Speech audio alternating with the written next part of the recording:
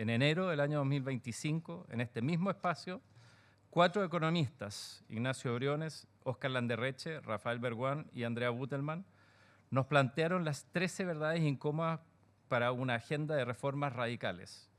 Una de ellas era esta, que Chile necesita una gobernanza compartida y permanente entre lo público, lo privado, la academia y los trabajadores. Lo que trajimos de Alemania es un paso concreto en esa dirección. Esto conecta con algo que ICARE sostenemos de manera transversal, la confianza y el crecimiento. La confianza no se construye con discursos, sino con hechos y con vínculos sostenidos en el tiempo. Y este encuentro es en sí mismo un ejercicio de esto. El crecimiento, por su parte, es el empleo, los salarios y las oportunidades reales, también para las pymes que hoy quedan fuera de las cadenas de valor más sofisticadas. Eso es lo que queremos empezar a construir aquí, con la urgencia que la emergencia laboral exige y la mirada de largo plazo que el cambio estructural requiere. Muchas gracias y ahora los dejo con Katia.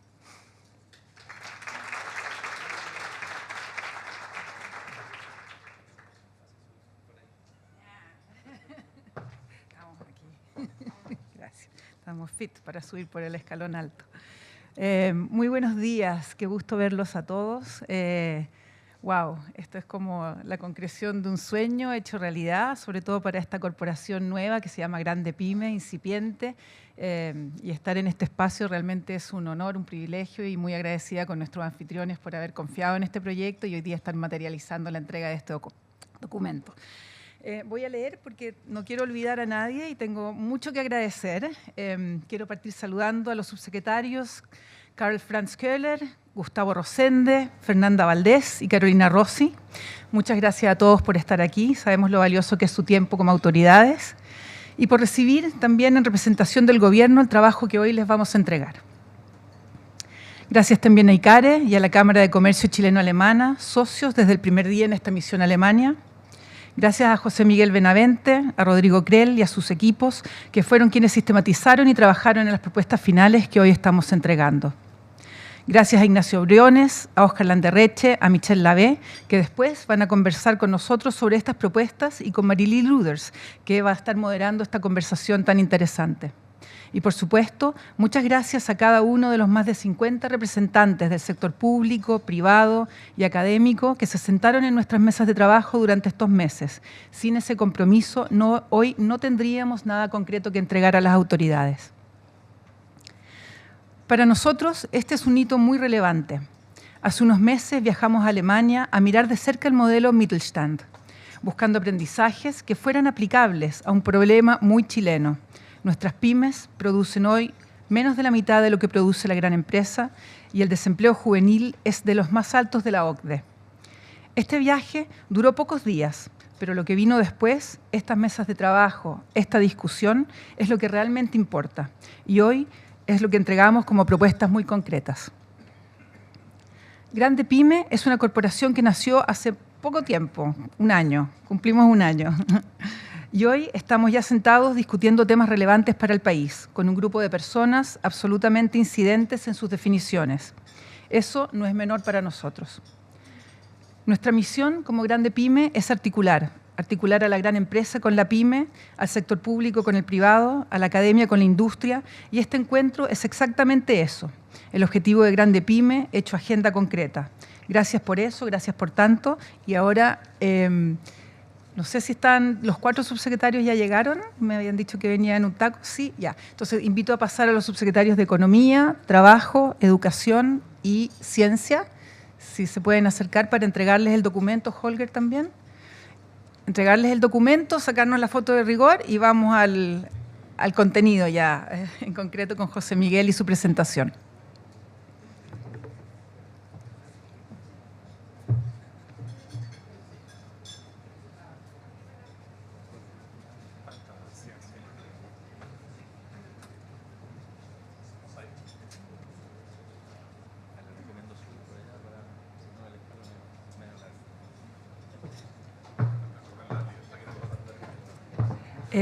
Gabriel, presidente de la Cámara Alemana, también si nos puede acompañar. O Lorena, ya está un representante de la Cámara.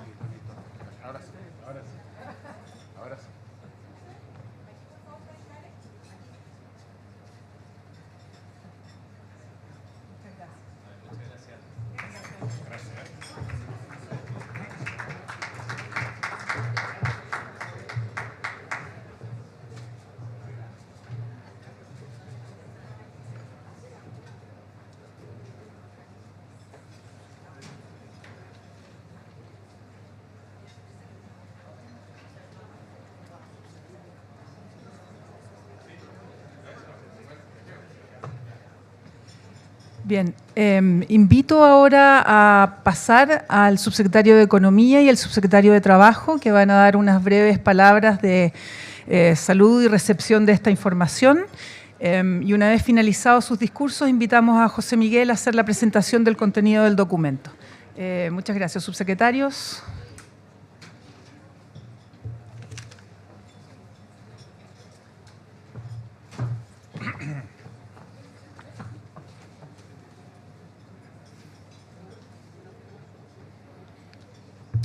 Bueno, muy buenos días a todos, a todas. Primero agradecer la invitación de don Holger Pollmann, Dicare, Katia Trusit, de la Corporación Grande Pyme, y a la Cámara Chileno-Alemana de Comercio e Industria a participar en el cierre de este ciclo de trabajo. Saludo también aquí a mis colegas de las subsecretarías del Trabajo y de la Educación. La presencia de ellos aquí no es protocolar, porque la formación técnica y la empleabilidad requieren de una acción coordinada de nuestros tres ministerios. En estos casi 120 días que llevo como secretario, uno aprende pronto a distinguir dos tipos de encuentros. Hay unos que terminan en general en un informe que se guarda y hay otros que terminan en una buena política. Y de lo que he visto hasta el minuto y lo que he conversado anteriormente, me parece que este ciclo ha sido diseñado desde el primer día para pertenecer al segundo grupo, que se transforme esto en una política pública que logremos implementar. Quiero contarles una historia breve de una pyme que conocí hace poco, una fábrica de piezas metalmecánicas en Concepción, región del Biobío. 20 trabajadores, hablé con el dueño que conoce a cada persona que trabaja ahí y de hecho a cada máquina que tiene un nombre. Lleva 30 años soldando piezas para quien se las pide. Y le llegó una oportunidad, convertirse en una proveedora de un proyecto de, voy a decirle minería por ahora. Y se le abre una puerta. Pero detrás de esa puerta para esta pequeña empresa todo cambia. Aparecen estándares de calidad que son mucho más exigentes de lo que estaba acostumbrado. Aparecen plazos de pago que son mucho más largos de lo que él necesita de acuerdo con su caja y situación financiera. Y aparecen contratos con cláusulas complejas que solamente pueden revisar abogados, como los que están aquí en este edificio, varios pisos más arriba, y que se entienden con facilidad, pero que para él probablemente puedan resultar complejos y le cuesta manejar ese riesgo. ¿Y qué es lo que puede pasar? Puede ser que la fábrica no cruce esa puerta, no porque le falte oficio, eso lo saben de sobra, por algo fueron seleccionados, sino porque no existe la estructura adecuada para que esa fábrica, que es una pyme, pueda dar este salto y acompañar este proyecto en esta gran compañía. Esta pequeña historia, esta pyme se repite aquí, claro, es una industria metalmecánica, se repite a nivel financiero, a nivel de agricultura, a nivel de industria, etcétera, en un montón de partes y de segmentos.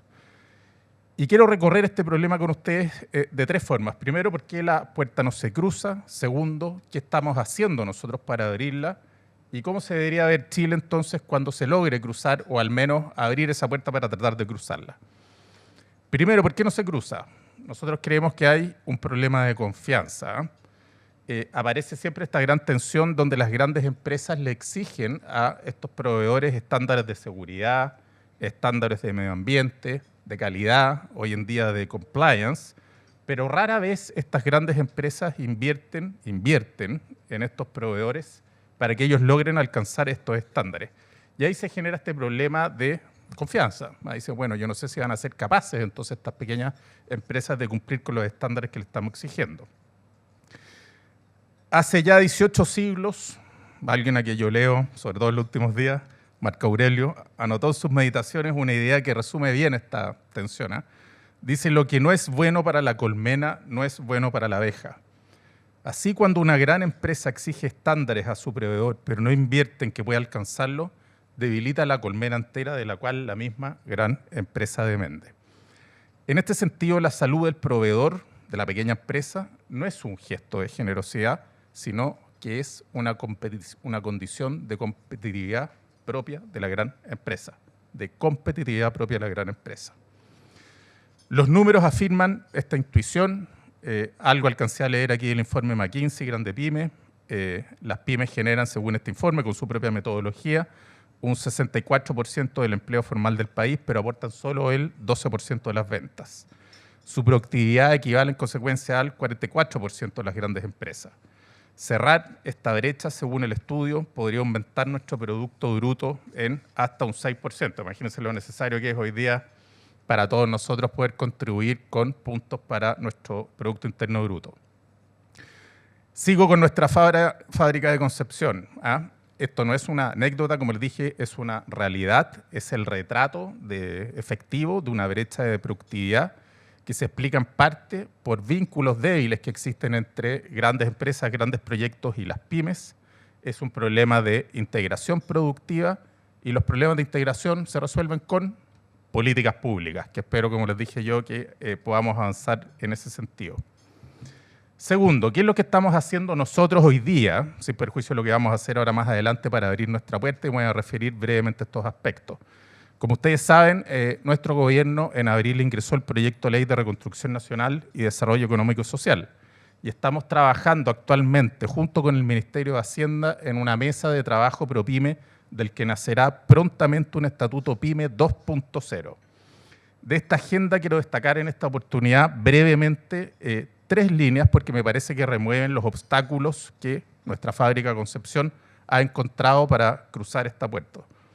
Lo primero, y lo voy a decir así coloquialmente, en la caja. Lo que le quita la verdad del sueño en general a las pymes no es en fondo la utilidad que van a pagar a final de año. Muchas de ellos, de hecho, no terminan con utilidad. Es la caja que necesitan para poder operar como capital de trabajo todos los meses.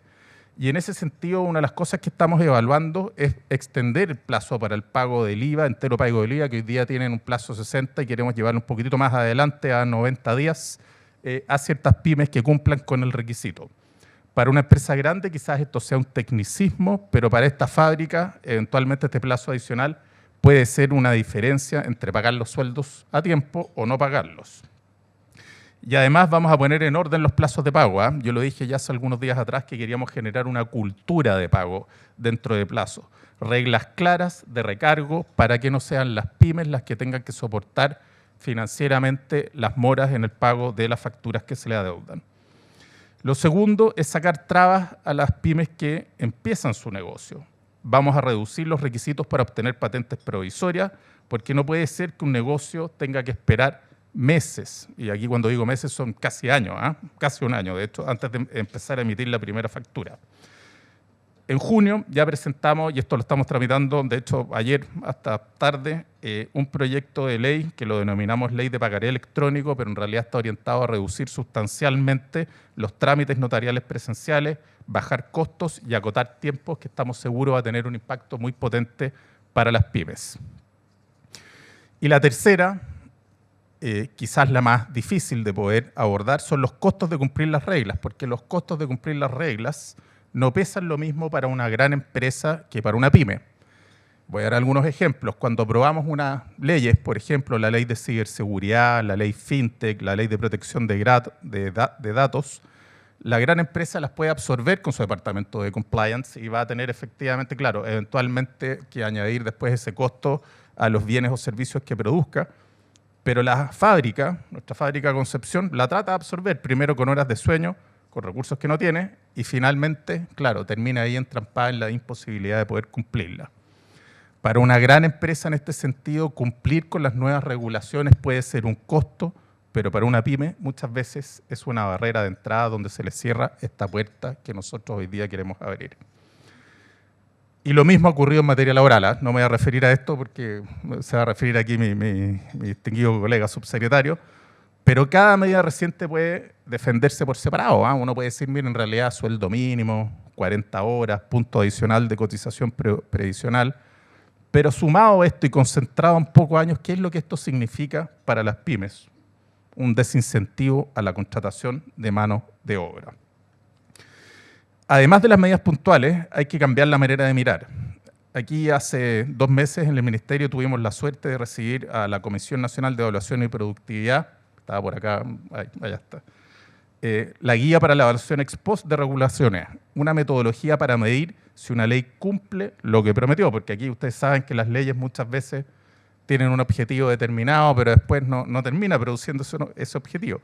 Es un avance que nosotros celebramos, pero para las pymes creemos que hay que dar un paso más, medir no el efecto, como señalé, de una norma aislada, sino tratar de considerar el efecto agregado de todas las regulaciones con las cuales debe cumplir una pyme, tanto las regulaciones que afectan su sector como las generales y la de carácter laboral. Porque creemos que ninguna norma por sí sola va a ser capaz de ahogar a una empresa o a una pyme, pero la suma de todas ellas, cuando se mide el total, eventualmente sí pueden hacerlo. Y tercero, ¿cómo se podría ver Chile cuando se cruce esta puerta? ¿No es cierto? Estaba la puerta cerrada, la queremos abrir, hay una serie de medidas.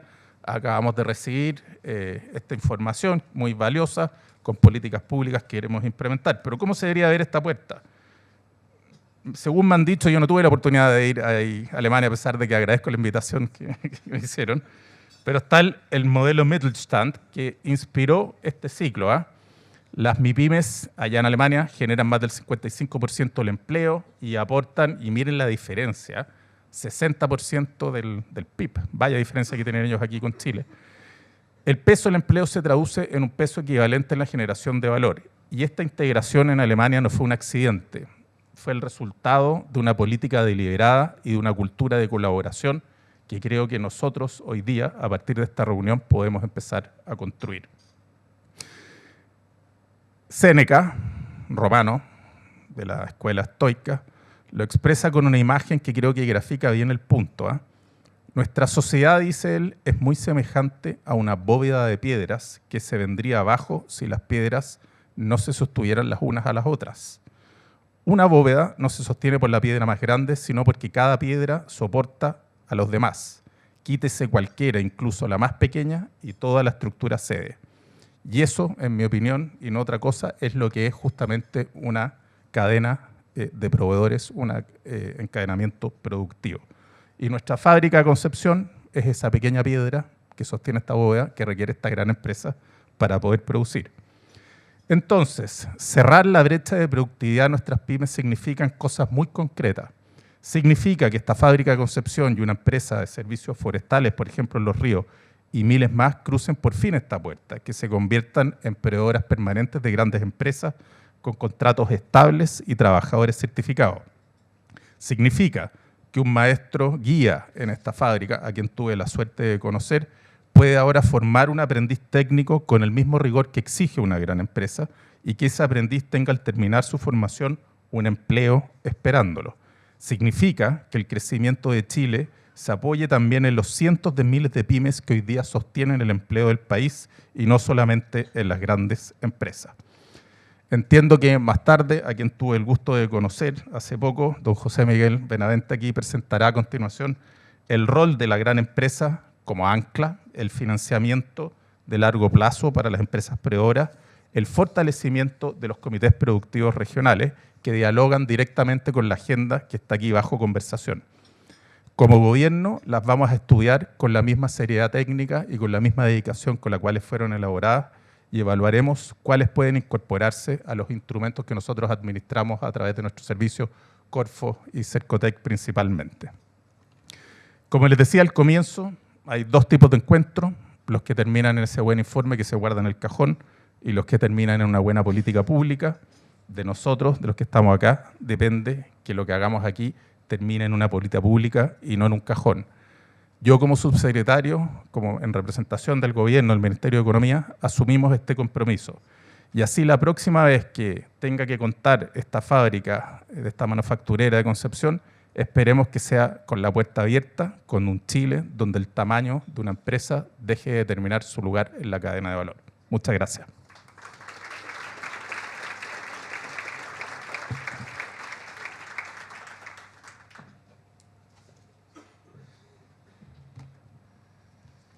Muy buenos días. Es más alto, Carl Franz, es más alto.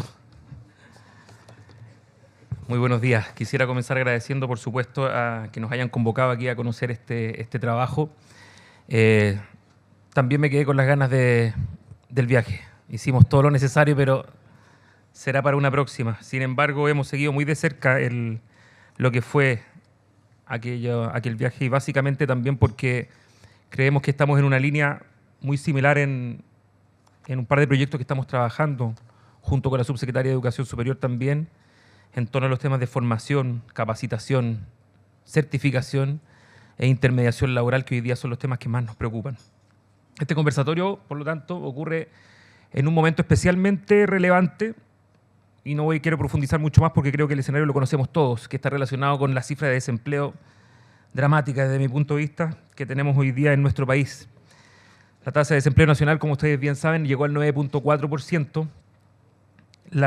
En mujeres alcanza el 10.5%. La informalidad está en torno al 27%, pero detrás de ellos hay personas. Detrás de ellos hay personas que buscan trabajo, empresas que requieren competencias que muchas veces no están encontrando, jóvenes que necesitan una primera oportunidad laboral y, por supuesto, también hay pymes que quieren crecer, pero que también enfrentan muchas barreras, como algunas de las cuales detalló el subsecretario de Economía. Por eso, este espacio que hoy día nos está reuniendo en torno a una pregunta común es tan relevante. ¿Cómo podemos hoy día generar más productividad? ¿Cómo hoy día podemos generar más empleo formal? ¿Cómo hoy día podemos generar también mejores trayectorias laborales para las personas? Y desde la Subsecretaría del Trabajo, como les decía, valoramos especialmente una instancia como esta, este informe que nos han entregado, que vamos a leerlo con especial atención, porque lo que queremos comenzar a hacer es precisamente esto, tomar como ejemplo experiencias concretas como la alemana, y que se busque traducir también esos aprendizajes en propuestas que sean valiosas para nuestro país, porque esto nos ayuda a entender bien qué hace esa experiencia para que funcione y qué aprendizajes también pueden ser útiles para Chile. Cómo operar no como empresas aisladas, sino con una formación conectada con el mundo productivo y con una institucionalidad que sea capaz también de ordenar estos esfuerzos. Esa lógica conversa, por supuesto, directamente con un trabajo que estamos haciendo en la Subsecretaría y que lo estamos coordinando muy de cerca con la Subsecretaría de Educación Superior, que es avanzar hacia un sistema de inteligencia integrada de formación y empleo. Es un sistema que nos permite ordenar mejor la información sobre sectores productivos, ocupaciones, habilidades, brechas laborales, ofertas formativas, certificación de competencia y, por supuesto, también oportunidades de empleo. ¿Y por qué es importante esto? Es importante porque hoy muchas veces las políticas de formación y empleo funcionan con información dispersa, funcionan como silos, funcionan como estancos. Y sabemos que hay cursos, sabemos que existen instrumentos, sabemos que hay necesidades productivas, pero no siempre logramos conectarlo todo. Algo bastante evidente, pero que en la práctica ha costado mucho llevarlo a cabo. No basta con ofrecer cursos si esos cursos no conversan con las necesidades reales de las empresas. No basta con certificar competencias si finalmente esas certificaciones no son requeridas para el mercado. No basta con ofrecer capacitaciones si las pymes no pueden ofrecerlas a sus trabajadores. Y no basta, por supuesto, con hablar de empleo si no miramos al mismo tiempo la productividad, si no miramos al mismo tiempo lo que están requiriendo el mercado laboral, lo que están requiriendo las pymes. No basta con hacer esto, sino miramos también lo que está pasando con la formación, con la formalización y, por supuesto, también con el desarrollo productivo. Y entonces el desafío es precisamente mirar ese ciclo completo, ese desafío que nosotros hemos llamado un sistema 360, que nos permite identificar esas oportunidades laborales, que nos permita identificar esas habilidades requeridas, las ofertas de capacitación, las ofertas de intermediación laboral en un sistema con una taxonomía común. Taxonomía, que es una palabra que tuve que aprender también hace poco. Pero es increíble porque hoy día, en pocas palabras, tenemos mucha información disponible en el Estado, tenemos mucha información disponible de instituciones de educación que están disponibles también para poder conversar con nosotros, pero cuando uno cruza esa información no conversa entre sí. Y no podemos sacar conclusiones valiosas que hoy día necesitan las personas, que hoy día necesitan el mercado laboral, que hoy día necesitan las empresas, las pymes. Desde esa perspectiva, la experiencia alemana y la discusión sobre el modelo, no me va a salir tan elegante como a mi colega alemán, Mittelstand, no sé si lo dije más o menos bien, este modelo nos interesa mucho. La formación dual, por ejemplo, no puede ser vista solo como una modalidad educativa. Hoy, cuando el desempleo juvenil va entre 15 y 24 años y alcanza casi un 25%, necesitamos herramientas concretas para reducir ese número. Y la formación dual puede ser precisamente eso, una vía para conectar tempranamente a los jóvenes con el mundo del trabajo. En Chile, las empresas de menor tamaño representan la mayor cantidad del tejido empresarial y concentran en torno a 2/3 del empleo formal. Por eso, más que mirar a las pymes solo desde la asistencia o desde programas puntuales, tenemos que mirarlas como actores centrales también de este desarrollo productivo. Y para eso necesitamos mayor y mejor información, mejor coordinación y mejores instrumentos. Por eso que este tema del encadenamiento productivo y del capital, del encadenamiento del capital humano, nos parece relevante y central para estas políticas públicas que queremos impulsar. Lo recibimos con mucho interés este trabajo. Katia, se me perdió. Muchas gracias por esta invitación, muchas gracias por habernos entregado este documento. Queremos que no solamente quede esto en esta reunión, en este conversatorio, sino que poder también ampliar la conversación a mesas de trabajo si fuera necesario, para poder conocer en más detalle también lo que a lo mejor este informe no incluyó, porque realmente que nos interesa avanzar en esto. El desafío es grande, pero creemos que también las oportunidades hoy día son enormes. Si logramos conectar a todos nuestros actores que son clave para el crecimiento del país, podremos cumplir más eficazmente nuestra tarea de generar más y mejores empleos para Chile. Muchas gracias.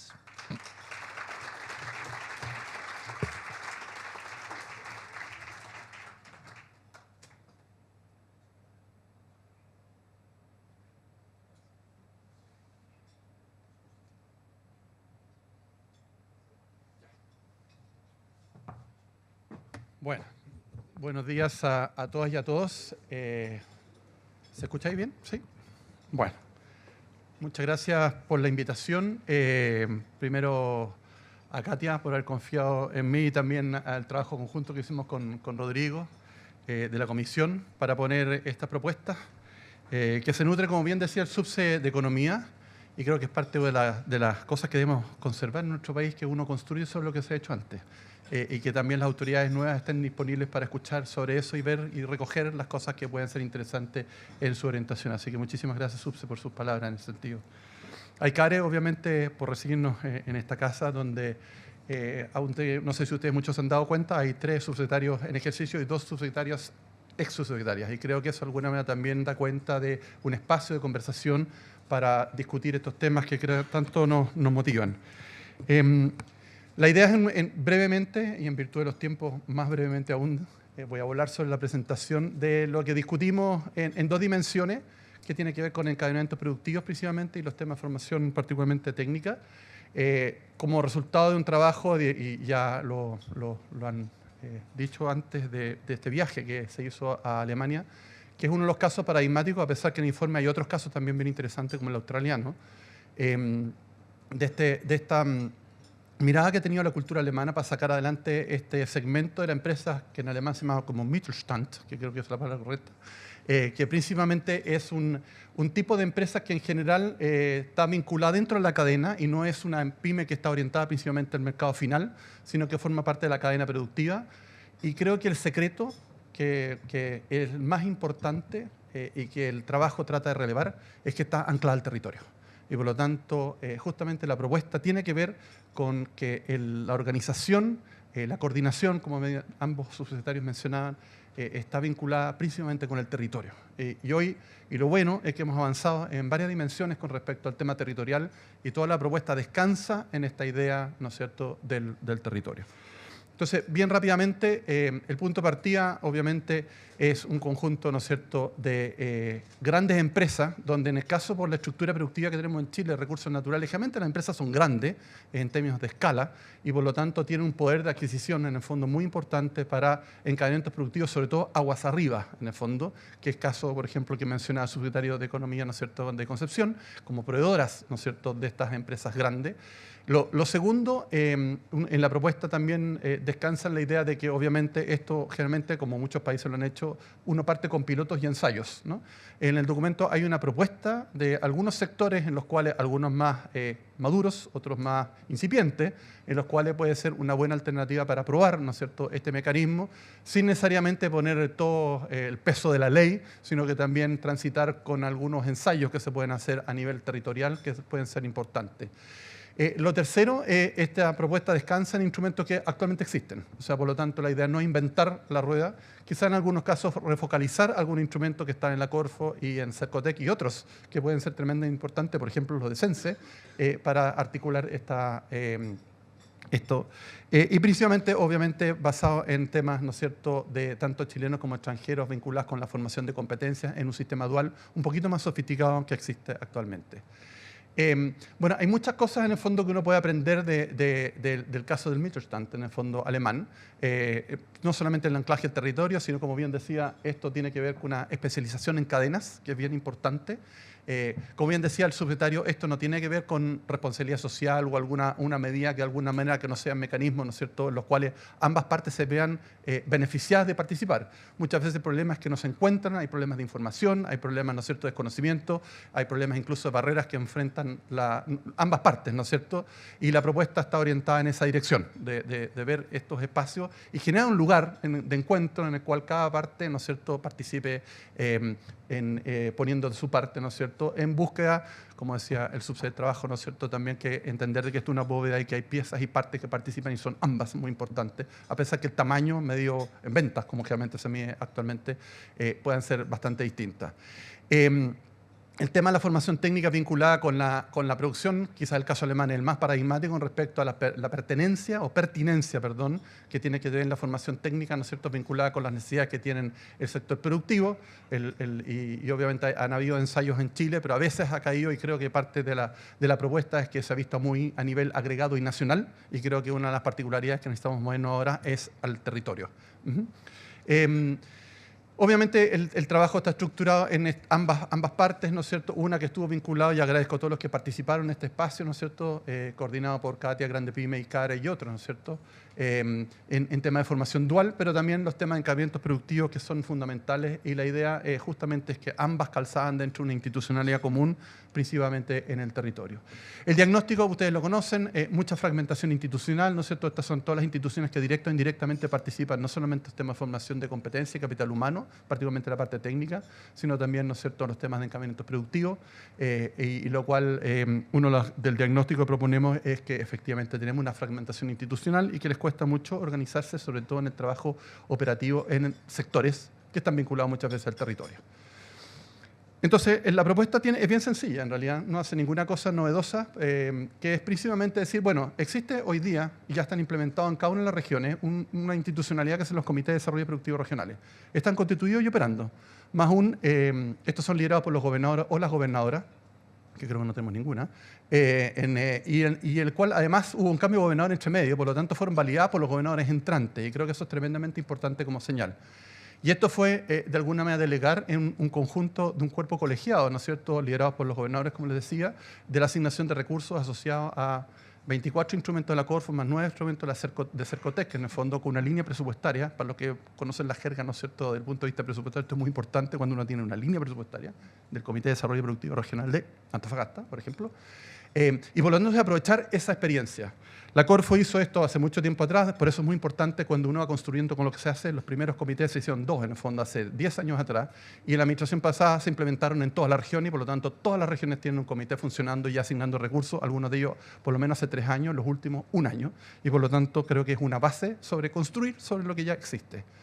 Como les decía, estos están implementados los comités, la plataforma ya está, ya tiene 33 instrumentos, ha logrado cosas que cuando lo diseñamos no nos dimos cuenta, pero fueron buenas, que logramos la coordinación de instituciones públicas, incluido Cercotec y Corfo, pero otras, como ProChile, como el INDAP, como el FOSI, para asignar los recursos también en el territorio. Y creo que eso ha ido empoderando a las regiones, porque obviamente se asigna en función de las demandas y los problemas que tiene el territorio, y se delega de alguna manera, y no son estas decisiones tomadas en Santiago.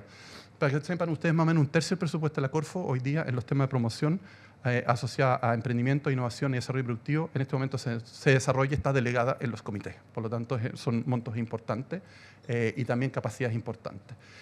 Obviamente la idea entonces es que los comités se transformen mediante algunas propuestas bastante sencillas de cambiar de una institución que empuja el fomento, y eso hay que seguir haciéndolo, pero también tenga esta capacidad de articulación, ¿no es cierto?, entre el mundo privado-privado, principalmente, ¿no es cierto?, que son por un lado las grandes empresas, o en estas empresas anclas, ¿no es cierto?, y también, ¿no es cierto?, los proveedores, que principalmente son empresas que algunas existen, o el caso que ilustra el subsecretario, ¿no es cierto?, que pueden transformarse en una especie como de Mittelstand, en el fondo, ¿no?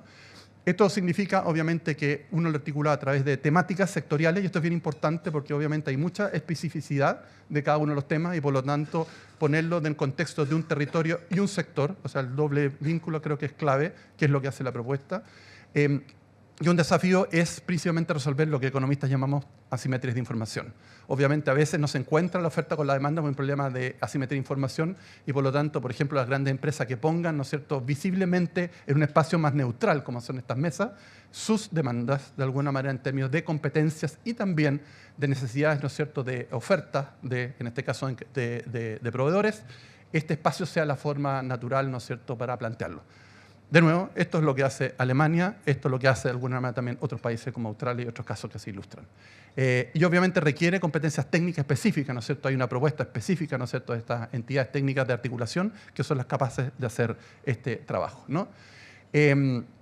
Por lo tanto, la propuesta de los comités, de alguna manera, como están mandatados para decidir y asignar recursos, pero también estas mesas sectoriales para ejecutar, particularmente lo que tiene que ver con estas 2 dimensiones de formación dual y encaminamiento productivo.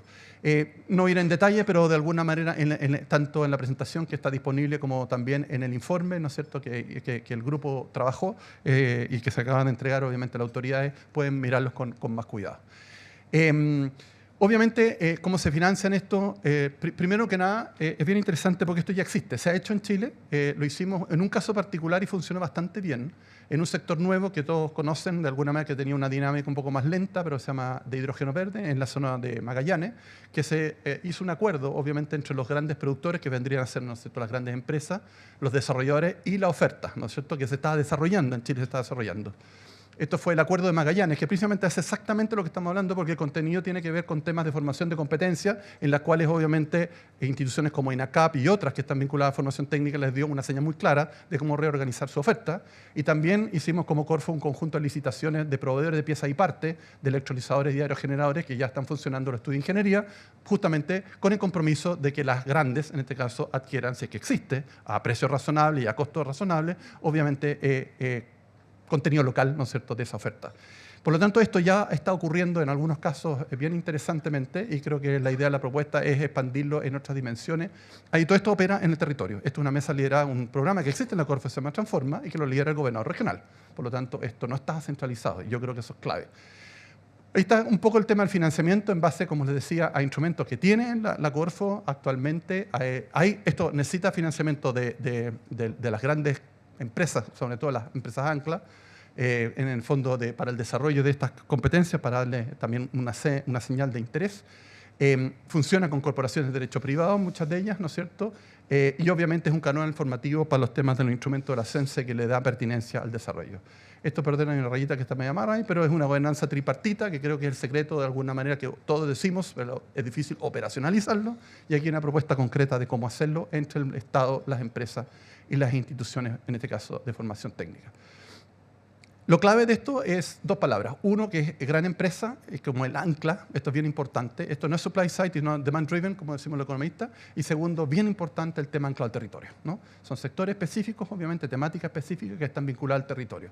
Y el mapeo territorial, ¿no es cierto?, con sectores más o menos evidentes en Chile. En Chile todas las regiones hacen cosas distintas. Algunas regiones hacen lo mismo en el fondo, pero son pocas las que coinciden en eso. ¿Para qué decir el tema minero? Estoy pensando precisamente en la propuesta minería mediana, no la minería grande, que yo creo que es bien importante, ¿no? Y otros sectores como la construcción industrializada en madera, que está empezando a tener mucha fuerza y que también está asociada a un par de regiones. Y esto obviamente tiene un conjunto de cosas que está asociada a este tipo de propuestas que están ahí, que no voy a ir embutido del tiempo, que ya llevo, me queda poco, en detalle, pero lo pueden ver en la propuesta. Obviamente el desarrollo, esto tiene que ver con sectores bien específicos, en general con la formación, ¿no es cierto?, de los Mittelstand, en el fondo, en unas características que tienen en Alemania y en otros países, que son muy focalizadas en ciertos temas. Para eso necesitan una escala, evidente. Y la escala, ¿quién se lo da? Los grandes, ¿no? Eso es bien importante. Los sectores que están ahí propuestos, de nuevo, son propuestas en el sentido de no de alguna manera nublarnos con el tema más legal, el tema operativo, sino más bien como una práctica, como un ensayo, como un piloto que se puede implementar rápidamente como tal como se propone en el documento. Hay casos, de nuevo, aparte del alemán, no solamente en el sistema alemán de encadenamiento productivo, sino también el sistema alemán que, como recién les decía, de educación dual, pero también existen otros como Australia y Canadá. ¿Por qué están Australia y Canadá? Porque tienen características muy similares a las nuestras. Son países que son muy recursos naturales intensivos, son países de mercados domésticos pequeños y algunos de ellos lejos de los mercados internacionales. Por lo tanto, no pusimos otros casos, sino que justamente mirar algo que sea de alguna manera más cercano a cómo es nuestra estructura productiva y nuestro país en general. El financiamiento obviamente siempre es un tema, aparte de la coordinación, pero en general la propuesta es que hay bastante del financiamiento, incluso se pueden reorientar algunos instrumentos de varias agencias públicas que tengan esto como un hilo conductor. Y de nuevo insistir un poco en lo que está en el documento, que el hilo conductor obviamente está vinculado al territorio. Y creo que eso es clave y creo que es como la gran propuesta que está detrás de esto en los instrumentos a largo plazo, en temas de financiamiento y los instrumentos que actualmente existen en CENSE. Obviamente, un tema bien particular que se levantó de la experiencia, ¿no es cierto?, de Alemania y de otros lados, es que la idea de la formación dual no es una práctica profesional, que de alguna manera lo tenemos hoy día como instaurado, sino es un poquitito más sofisticado, por decirlo menos, que requiere no solamente un esfuerzo del lado de la formación y las competencias, sino también de la demanda, principalmente de la gran empresa. La gran empresa tiene una participación muy activa en esto. Todos sabemos las fricciones que hay, en el fondo, a veces los incentivos no están alineados y es parte del desafío de cómo lo hacemos, ¿no es cierto? Por ejemplo, que así como la incorporación de doctores en la empresa privada, uno requiere de alguna manera guías dentro de las empresas grandes, ¿no es cierto?, que reciban y formen a estas personas. Y el vínculo que se mantenga en el largo plazo no significa un compromiso de contratar a esas personas, porque esas personas van a estar en los proveedores, pero sí que esa formación de competencia de alguna manera sea pertinente a lo que requiere obviamente la gran empresa. Los estándares son clave en esta cosa porque de alguna manera a veces los diplomas nos dicen mucho con respecto a las competencias y por lo tanto, sobre todo en un mundo más con inteligencia artificial, esto es más aún y necesitamos generar estos estándares como mecanismo, ¿no es cierto?, de reducción de asimetría entre las partes y la certificación es fundamental. Obviamente el sello de una empresa formadora es clave, pueden ser dentro o fuera, pero hay un conjunto de propuestas con respecto de cómo se hace, la idea del maestro guía capacitado, el plan de formativo, de evaluación, el tema de la certificación, el tema de la ventanilla, todo está bien con detalle en la propuesta. Y la propuesta también dice la legislación para el final. Partamos primero haciendo cosas en algunos sectores, ¿no es cierto?, y alguna región específica, y después veamos cómo esto funciona y después lo formalizamos, como fue el caso de los comités de desarrollo productivo, fue la misma historia, se hizo así. Y finalmente, un tema como los economistas llamamos, el mercado no coordina lo que no ve. Ese es el problema que tenemos, ¿no?, entre otras cosas. No ve las competencias, no ve las necesidades en la otra parte, no sé todo lo que se requiere. Y esto obviamente genera espacios, por ejemplo, con soluciones de plataformas de demanda futura, que un poco está en la propuesta, ventanilla única como un espacio de información en el territorio, eso es lo importante, y revalorizar la educación técnica profesional también en este contexto. 3 mensajes finales que están en el documento, pero los menciono acá. Primero, construir con solo ya existe y ya se decide. De alguna manera en la propuesta no hay nada que signifique, creemos nosotros, ni modificaciones en temas de leyes, para nada, principalmente en algunos quizás criterios de algunos programas. Institucionalidad a nivel territorial ya existe, está funcionando y además es validada por las máximas autoridades electas en el territorio, que son los gobernadores. Lo segundo, la empresa, sobre todo la gran empresa, es el ancla, el corazón de este sistema. O sea, es muy demand-driven. Por lo tanto, las grandes empresas y el espacio de ICARE que ofrece para estas discusiones clave, justamente porque ellas son de alguna manera las mandatadas no solamente a incorporar lo que decía el subsecretario de Economía al respecto, sino también de cómo se articula esto también en el territorio. Y hacer pilotos, y la legislación hacerlo después, obviamente que creo, y se sugieren algunos pilotos en ciertas características, obviamente, que pueden hacer este proceso más dinámico y para visibilizar los ensayos, el error, tal como se hizo con los comités de alguna manera, y una vez que estén más o menos maduros, conocidos, etcétera, y vean si es que hay resultados con evaluaciones de impacto, etcétera, uno podría potencialmente escalar. Así que eso es. Muchísimas gracias de nuevo por su tiempo y una preferencia.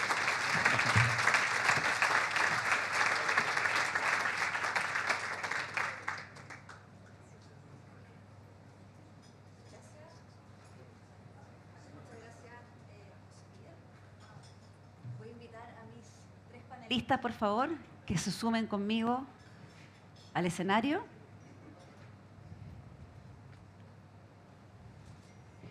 ¿Estás en esa mitad?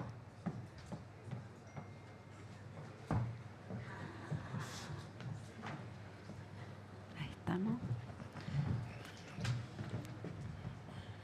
Muchas gracias por la invitación a moderar este muy interesante panel, y aprovecho de saludar a quienes nos siguen por streaming, que también se merecen en el fondo que nos acordemos de ellos, que están ahí acompañándonos.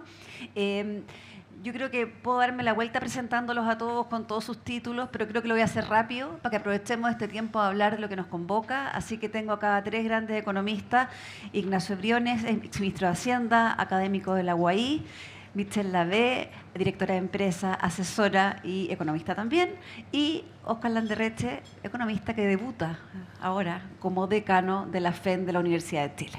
Así que les pido un aplauso para ello y partimos conversando.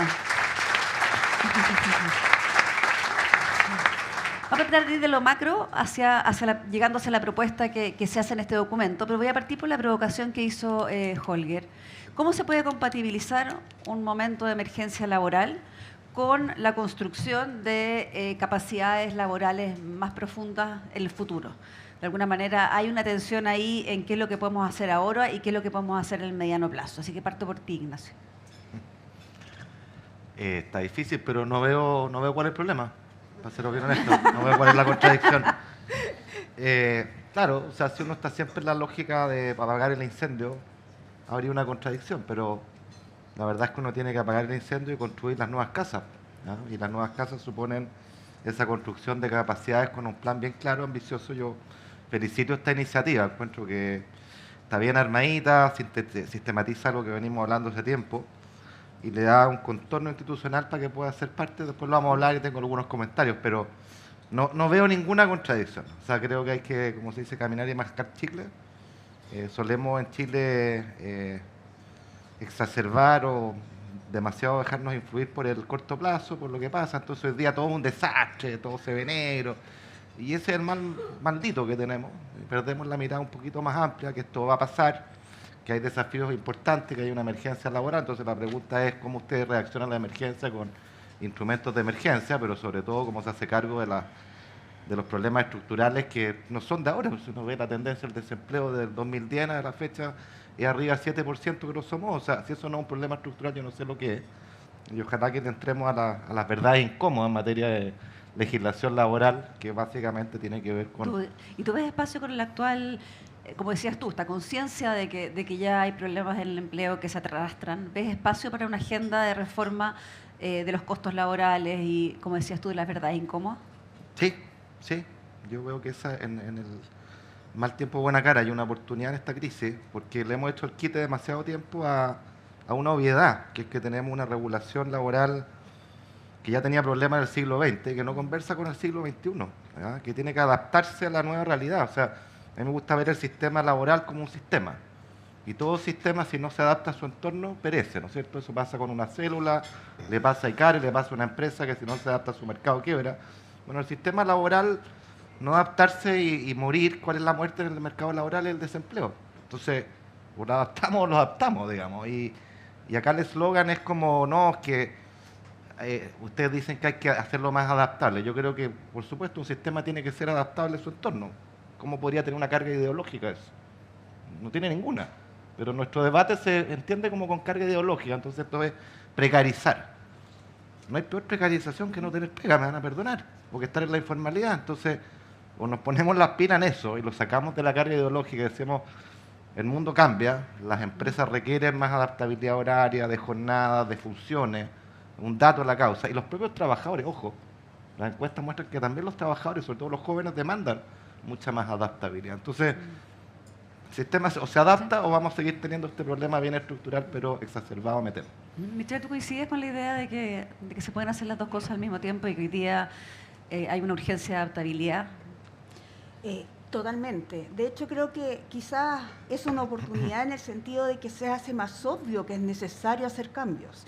Yo creo que cuando los cambios es difícil implementarlos cuando todo va bien. Es mucho más fácil implementarlos cuando tú ves que hay una urgencia en hacer cambios, y creo que en ese sentido esta crisis lo ha demostrado.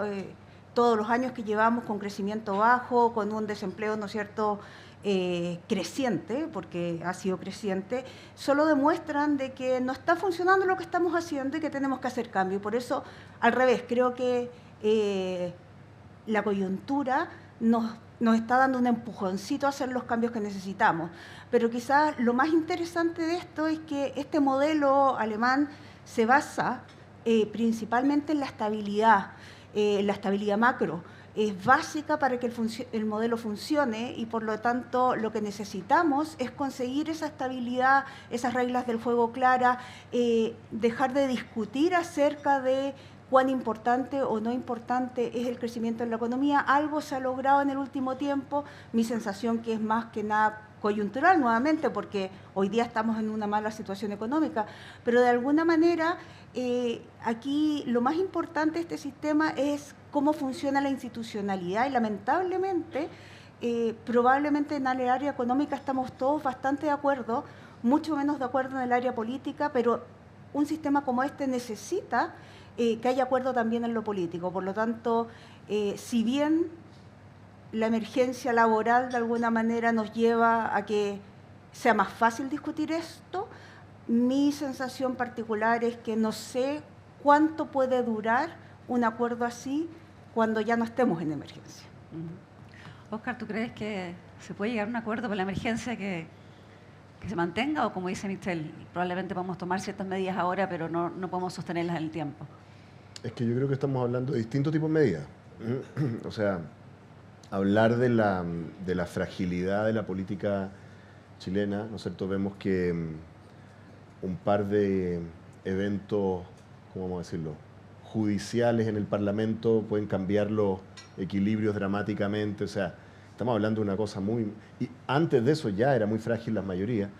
Yo creo que ese es un dato de la causa, y hace muy difícil para cualquier tipo de proyecto político lograr nada, francamente, no solamente en este plano. Así que yo creo que yo soy un poquito escéptico, para ser bien sincero, de la posibilidad de hacer grandes acuerdos en este momento político. Lo digo con mucha sinceridad. ¿Cómo se puede sacar una agenda claro, laboral? Pero yo creo que hay algo en lo que estamos discutiendo que vale la pena reflexionar. Si uno mira con cuidado lo que es el modelo dual alemán, si uno mira las cifras, no solamente la gobernanza, porque este informe hace un esfuerzo importante en tratar de trasladar el sistema de gobernanza alemán, que por supuesto tiene sus particularidades alemanas, a la realidad chilena. Y eso ya. Pero si uno mira la escala de lo que se hace allá, o sea, si uno mira, yo tengo anotado acá, más o menos 2,6%, 2,5 a 3% de la fuerza laboral alemana todos los años está en el sistema dual. 2,5% a 3% de toda la fuerza laboral alemana está en el sistema dual, lo que significa, por si acaso, que tienen 3 a 4 días de trabajo remunerado y 1 a 2 días completos de aula. A propósito del CENSE y no sé qué. O sea, estamos hablando de una escala de esfuerzo gigantesco, y estamos hablando de alguien que tiene un trabajador que le está pagando 3 a 4 días y no 4 a 5, y además se está formando en competencias que, si se les da el sistema de gobernabilidad, posiblemente le van a servir al sector productivo. Entonces, ¿a qué se parece esto? Esto se parece a cuando a un país hace un esfuerzo, por ejemplo, en expansión de la infraestructura. La gracia que tiene la infraestructura es que da empleo inmediato, pero genera capacidades productivas futuras. Esto es lo mismo. Pero esta escala de esfuerzo, ¿no es cierto?, es de otra dimensión de lo que hemos... A mí lo que me preocupa un poco esta discusión, Marilita, no sé cuál es, para ser bien sincero, para meternos bien en el lío, a mí me preocupa que a veces nosotros, como que mi problema es mucha gobernanza, poco financiamiento. ¿No? Porque ahora, bien. Oscar, ¿en qué minuto deberíamos hacer espacio con financiamiento así, cuando sabemos que estamos en un momento fiscal complejo, que hay un montón de otras demandas que parecen más urgentes? No, está bien, si uno no quiere financiar las capacidades productivas del futuro, después no se queje, pero obviamente, si nadie dice que no sea... como dice, no pain, no gain. ¿Ah? Pero me preocupa que nos quedemos discutiendo reglas. Mira, ahora que ya pasó la elección del decanato, puedo apelar a los economistas porque ya no necesito su voto. O sea, uno de los problemas que le damos los economistas de John Stuart Mill, que era un admirador de Isaac Newton, y por lo tanto de la física mecánica, somos un poquito mecanicistas. Tenemos esta idea de que si uno diseña un mecanismo, mágicamente todo va a funcionar. Ningún mecanismo sustituye la inexistencia de financiamiento. Un mecanismo sin financiamiento es bueno para describir cosas teóricas. Yo te voy a decir, uno de los problemas que tuvo la concertación es que estuvo lleno de iniciativas de este estilo, muy sofisticadas. Algunos colegas acá saben de lo que estoy hablando, ¿cierto? Pero que nunca tenían una escala de financiamiento que permitían imitar lo que un país que ya es desarrollado hace con su fuerza laboral. Entonces, yo creo que esto funcionaría si uno estuviera dispuesto a esta escala. Y yo creo que esto sería mucho más importante que discutir cosas como las 40 horas y no sé qué cosa. Honestamente, esto sería mucho más importante, pero no lo vamos a hacer. Ignacio, te lo dejo ir nomás. O sea, estoy de acuerdo. Déjame entrar un poco de lleno al trabajo, si esa es la pregunta. Estoy de acuerdo con Oscar. A mí me pareció fantástico el trabajo porque, como dije, sistematiza algo que se ha venido comentando hace tiempo, da un pasito más adelante. Pero al leerlo también me queda la sensación de que mucha institucionalidad, con dudas sobre la gobernanza, y poca carne al final, o riesgo de que muerda poco. ¿Ya? ¿Tú crees que estos comités que hoy día están funcionando con otro tipo de foco no podría ser un instrumento para reubicarlos hacia acá? Yo creo que no. Esa es mi sospecha, digamos. ¿Ah? Déjame partir al revés. O sea, lo que mostró José Miguel el acuerdo tripartito, el marco tripartito, yo creo que ese es el punto de partida para este tema y para todos los temas grandes y largos que como país tenemos que ver, incluyendo el desarrollo, ¿no es cierto?, y la expansión de nuestra producción en las áreas donde tenemos ventaja comparativa. Eso tiene que tener una mirada estratégica, con metas de largo plazo, con estaciones intermedias, una estrategia de desarrollo, como le gusta decir a Landerreche, y yo estoy de acuerdo con eso. Y el paradigma de Irlanda se basa en esto, o Australia o Nueva Zelanda se basa en esto. Yo creo que es pertinente para este desafío laboral de formación dual. En eso no me pierdo, perfecto. Pero, José Miguel repitió mucho lo de los comités de desarrollo productivo regionales, y en principio suena bien, porque uno quiere descentralizar estas decisiones. Pero soy escéptico de la gobernanza, porque esos comités, José Miguel repitió muchas veces, están en manos del gobernador regional electo. Yo creo que esa es como la receta para el fracaso, honestamente. No quiero ser peyorativo, creo que los gobernadores regionales tienen incidencia muy valiosa en otros ámbitos, pero no en dirigir o presidir el comité que dirige el tipo de decisiones inversionales y asignación de recursos, amén de que estos comités, cuando uno ve la estructura actual, la mayoría de los integrantes son políticos de distintos sentidos, digamos, COREC, el gobernador, el Ministerio de Economía. O sea, yo creo que la primera cuestión es que tú tenés que hacer comités más chicos, no de 12, 10, 14 personas. Eso nunca ha funcionado. O sea, y un aprendizaje grande que sacó el sector público es que los comités grandes, y lo aprendimos con el Transantiago, por favor, son una receta para el fracaso. Porque se produce el típico problema de la acción colectiva que uno siempre reposa en que la pega la haga otro, y por lo tanto no la hace nadie. ¿Ya? ¿Y hacia dónde le correrías tú este rol coordinador? Yo creo que tiene que tener un rol regional, tiene que tener un marco general país, en eso está bien ese paraguas. O sea, el territorio y país. Pero tiene que tener aquí se juega en la gobernanza chica, eficiente y con alta presencia del mundo privado y del mundo laboral y de las universidades. Yo creo que son los tres actores. Y el Estado es un articulador, ¿no? El representante, digamos, Corfo, lo que sea. Y queda pendiente la pregunta de cómo se financia, ¿no es cierto? Porque, perdón, acá una cosa bien importante. A propósito de la discusión que tenemos del proyecto de reconstrucción y la eliminación del CENSE. O sea, las franquicias de este tipo tienen su razón de ser en que ninguna empresa individual tiene incentivo a formar capacidades específicas, invertir un montón de plata, que después pueden ser apropiables por la empresa al lado. Esa es la falla de mercado. Entonces, requiere un tipo de subsidio, crédito o algún tipo de incentivo para corregir esa falla. Y acá te pasa lo mismo. O sea, buena onda formar dual, pero si, como dice Oscar, yo le dedico 2 días de mi payroll a que se forme y luego se lo lleva a la empresa de al lado sin haber pagado nada, el incentivo a no formar. Entonces, tiene que haber un paraguas que aglutine bien el financiamiento y en la cual tiene que ser firme esta asociación tripartita, en la cual las empresas todas financian, ¿no es cierto?, colectivamente esto, porque si no, no funciona. Nos quedamos nuevamente en la palabra, la buena iniciativa, la dirección que es correcta, pero me temo que con poco delivery. Yo creo que esa es la cuestión también del tema de escala que dice Oscar, que yo creo que es subsanable, porque como todas las cosas en la vida, también es un aprendizaje de política pública, y lo decía José Miguel, hay que hacer un proceso de prueba y error. Hay que pilotear, evaluar, escalar. ¿Ya? No partir en grande de una, porque eso es regoso. Michel, ¿cómo ves tú esta tensión entre, por un lado, la gobernanza, la dependencia política y, por otro lado, el financiamiento necesario para escalar algún tipo de iniciativa de este tipo? Mira, yo creo que el financiamiento es uno de los problemas. O sea, efectivamente hay un problema de financiamiento, pero no es el problema de financiamiento que todos creemos, que es que los bancos no entregan el financiamiento. Aquí hay un problema mucho más profundo, y es que si tú vas al modelo alemán, las empresas casi no tienen financiamiento bancario, ni externo, es financiamiento propio. Y el financiamiento propio se da porque en el fondo estas empresas pagan muy poca tasa de impuesto a las empresas. Están eximidas, o sea, no pagan impuestos por todo lo que reinvierten en investigación y desarrollo, 0 impuestos, todo lo que se reinvierte.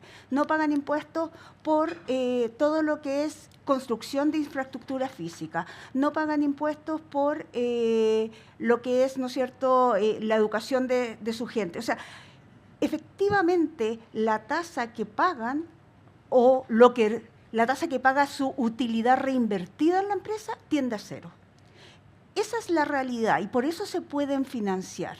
No porque existan, aparte existen los bancos alemanes y todo, pero la mayor parte de estas empresas, la gran ventaja que tienen y por qué son resilientes ante las crisis es porque no están endeudadas. Entonces, la deuda no funciona como un pivote, ¿no es cierto?, que en el momento de la crisis salta y por lo tanto la empresa quiebra. No están endeudadas y como no están endeudadas, pueden resistir las crisis.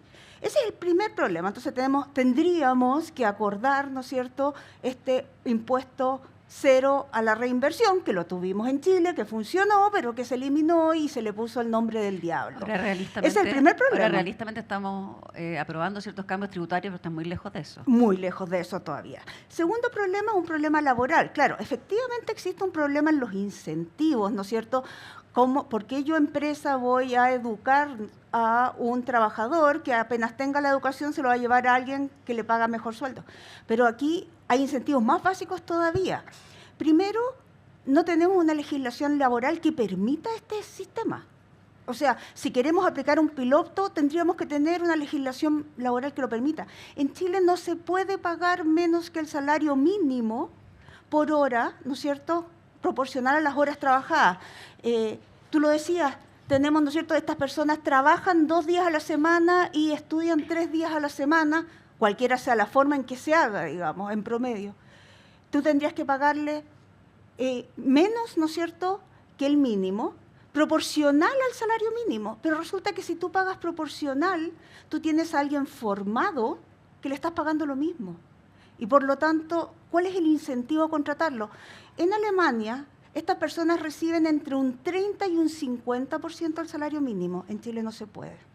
Segundo, los horarios de trabajo. En Chile, tú no puedes contratar a alguien menor de 18 años y tenerlo en un horario que no sea horario escolar. Y por lo tanto, tampoco puedes hacerles turnos. La edad.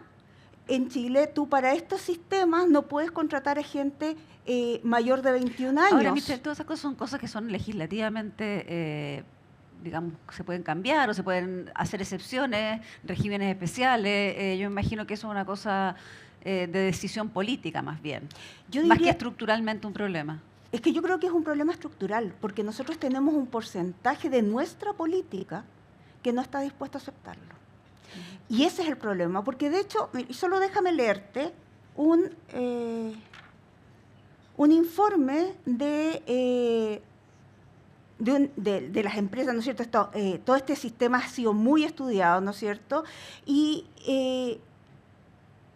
hay informes que lo que dicen que el gran éxito de este sistema se basa en la institucionalidad, en cómo funciona la institucionalidad, en la confianza en la institucionalidad. Mientras en Chile no exista confianza en que las empresas, grandes o chicas, entregan beneficios a la sociedad a través del trabajo y no son explotadores de los trabajadores, porque nuestra legislación laboral está basada en eso, es muy difícil que logremos hacer esos cambios laborales que tú me dices. Sí, claro que es posible. En el papel es muy fácil, tú llegas, votas y cambias, ¿no es cierto? Pero tienes que conseguirte esos votos y vas a tener a un porcentaje importante, por lo menos sabemos que un 30% te va a decir no, porque esto es para explotar a los trabajadores. Y tienes un tercer problema, la educación. Los sistemas se basan, ¿no es cierto?, en que tienes estos 2 días en que trabajas con un maestro y tienes 3 días en que vas a estudiar y esta educación te la entrega el fisco, te la entregan las instituciones educacionales del fisco. Hasta ahí no tenemos problema porque tenemos educación terciaria gratuita en Chile y por lo tanto no tendrías ese problema.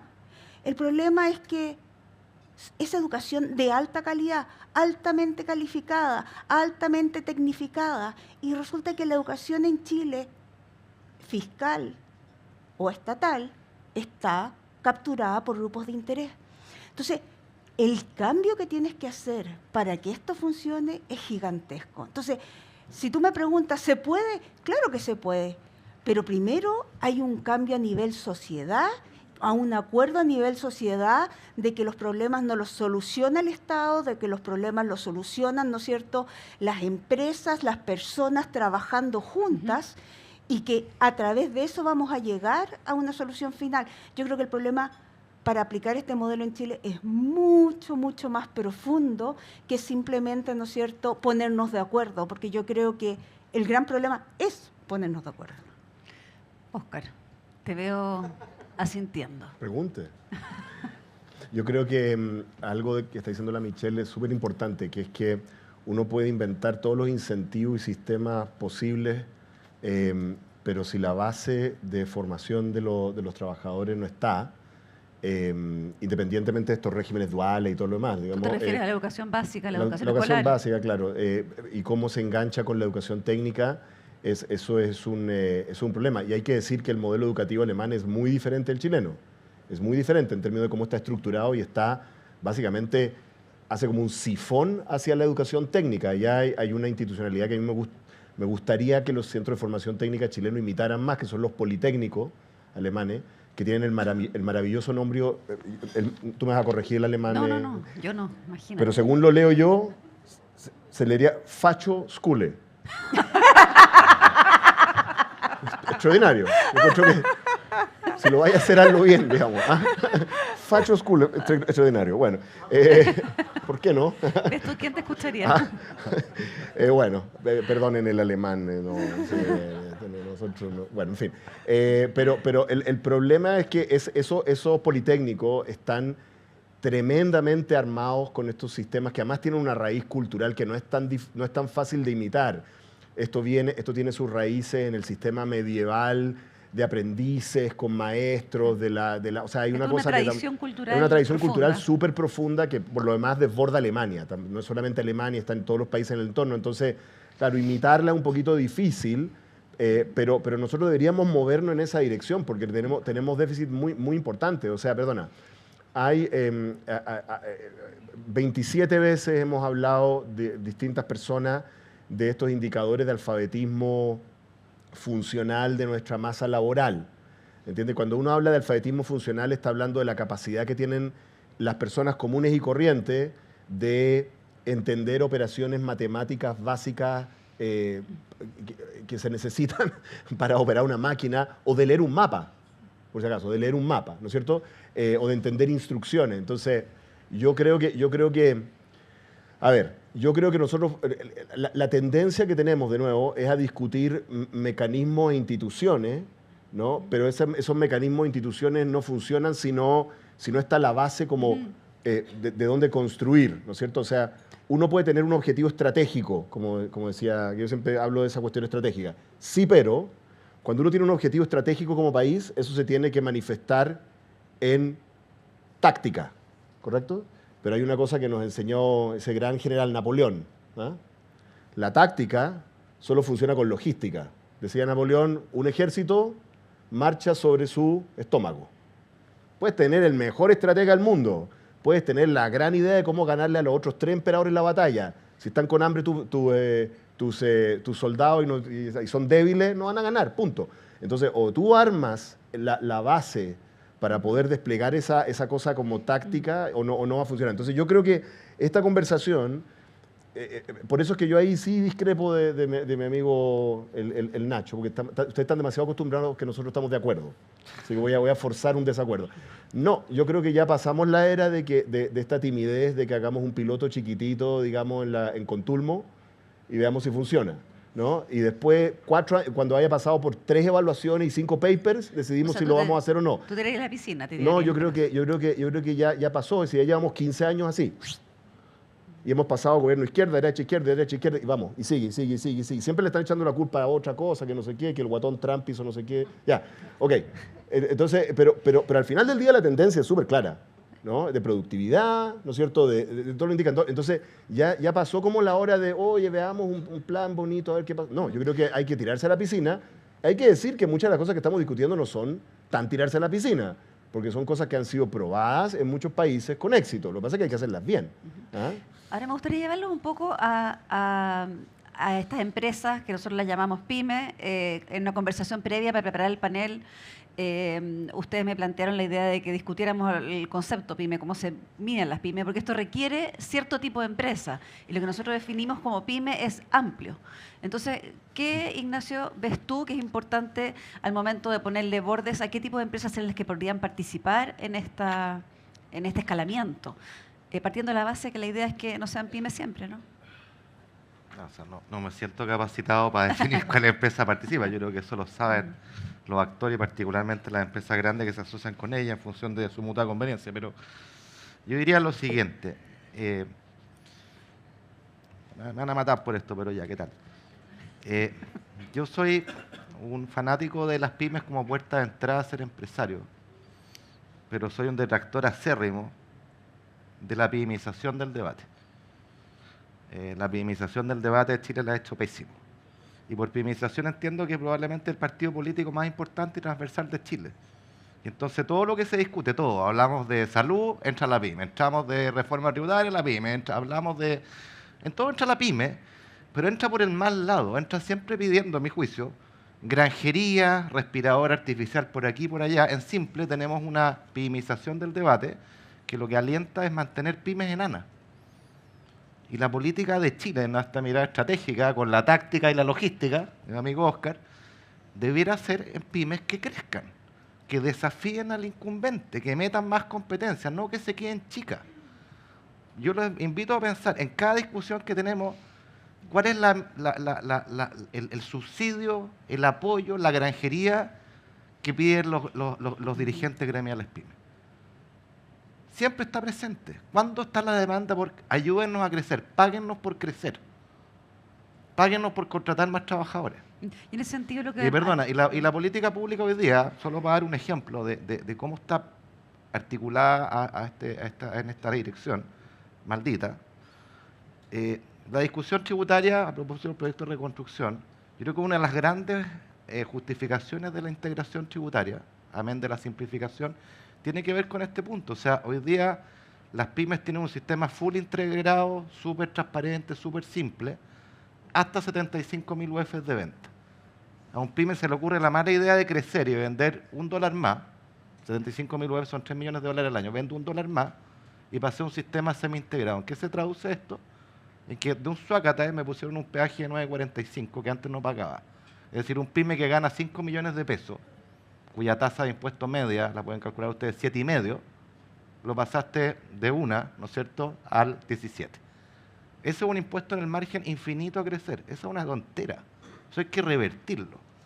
Pero también es una tontera mantener la renta presunta, que es una granjería, un privilegio tributario, el cual las pymes se oponen, porque yo encuentro inaceptable que en un país como Chile la señora del minimarket pague por lo que gane, pero el llamado pequeño agricultor, pequeño minero o transportista de carga pague por lo que se supone que gane, que es un porcentaje del avalúo de su camión, de su predio, y termina pagando cero. Eso es impresentable.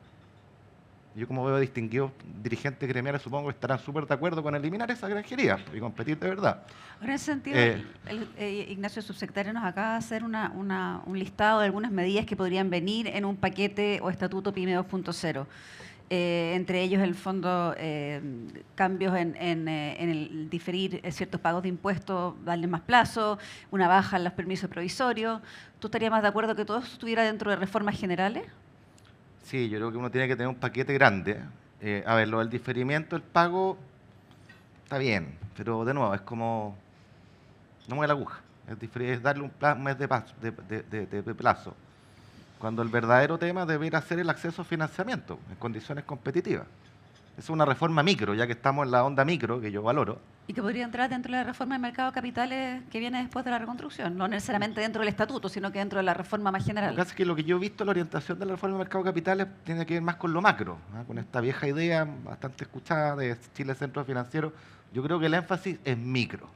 Es cómo le metes competencia, diversidad de oferente de crédito. Ahí está la ley de finanzas abiertas, que ojalá simplemente luego, porque eso ayuda. Pero el acceso a financiamiento, también la palanca de garantías estatales, bien diseñada, con el copago adecuado, digamos, para alinear los incentivos, ayuda. Todo lo que sea información, o sea, a ver, hay un montón de información pública que hoy día se podría abrir y generar score de crédito muy valioso a costo cero. Toda la información que tiene impuestos internos, no solo de los pagos de impuestos, sino que de las ventas de las empresas, las ventas de los proveedores de esas empresas, toda la red, es un activo valioso. De hecho, en algún momento tratamos de avanzar en eso con mi amigo fallecido, querido amigo Alex Galetovich, cuando era ministro, pero bueno, después nos pilló la pandemia y no se pudo, le llamamos ADN Empresa. Pero cosas como esa, yo creo que ayudan arte. Y sí creo, y esto creo que es un driver importante, en un esquema de permisos simplificados para la pyme. No creo en la exención tributaria. No me gusta eso que no paguen impuestos por ser pyme. No, ley pareja nos dura, ¿ya? Pero sí limemos la cancha tributaria. O sea, la cancha de competitiva, los lomos de toro. O sea, la proporcionalidad regulatoria. Una pyme no tiene la espalda, ni los abogados, ni los asesores para navegar el enjambre regulatorio que las empresas grandes, aún a un costo importante, pueden hacer. Entonces, yo siempre he sido partidario de tener una especie de permiso único simplificado, general, no solo para partir, y mientras usted recoge los otros permisos, sino que de verdad hacer una cuestión simplificada, atendiendo a este principio de proporcionalidad. Y alguien me dirá, bueno, lo que pasa es que esto va a ser entonces una regulación menos abultada que la que tenemos hoy día. Sí, pues de eso se trata, porque nosotros en Chile somos tan leguleyos que nos conformamos con una lista de checklists. Entonces, entre más regulación, decimos tenemos una regulación más robusta. Y no nos damos cuenta, no lo cotejamos con los hechos. Y cuando los hechos, esa regulación tan exigente en el papel, y nos quedamos tranquilos, lo que deriva es que el camino que toma la pyme sea ser informal o no emprender, que los dos son pésimos, no nos damos cuenta que en el fondo el estándar regulatorio de facto que tenemos es súper bajo. Entonces, cuando uno tiene este desequilibrio entre el maximalismo escrito por acá, pero el minimalismo en su consecuencia práctica por acá, uno está obligado a buscar el punto medio. Decir, nos equivocamos, hagamos un esquema simplificado que saque los lomos de toro, que fomente la formalización, que fomente el emprendimiento, con ese tema de reglas parejas, ¿te fijas? Y no con granjería y peticiones especiales, que es lo que yo lamentablemente veo que gobierno tras gobierno, el partido político de la pyme, la pymización, permea izquierda a derecha y no hemos llegado en eso, y eso es Es malo para la pyme, es malo para la inversión, es malo para la productividad, para el crecimiento, para todo. Michelle, me gustaría llevarte no solamente al tema de las pymes, también de las empresas grandes. Parte de esta discusión es que requiere empresas que tengan una relación estrecha con sus proveedores. Si tú hablas con las empresas grandes, ellos en el fondo consideran que sí tienen una relación estrecha, virtuosa con sus proveedores, que tienen una relación de confianza, sobre todo las empresas grandes. ¿Cómo ves eso tú? Bueno, es que yo creo que aquí hay un tema en el vocabulario, como decimos. Porque cuando hablamos de pymes y de empresa grande en Chile, es muy distinto a cuando se habla de pyme y empresa grande en otros países del mundo.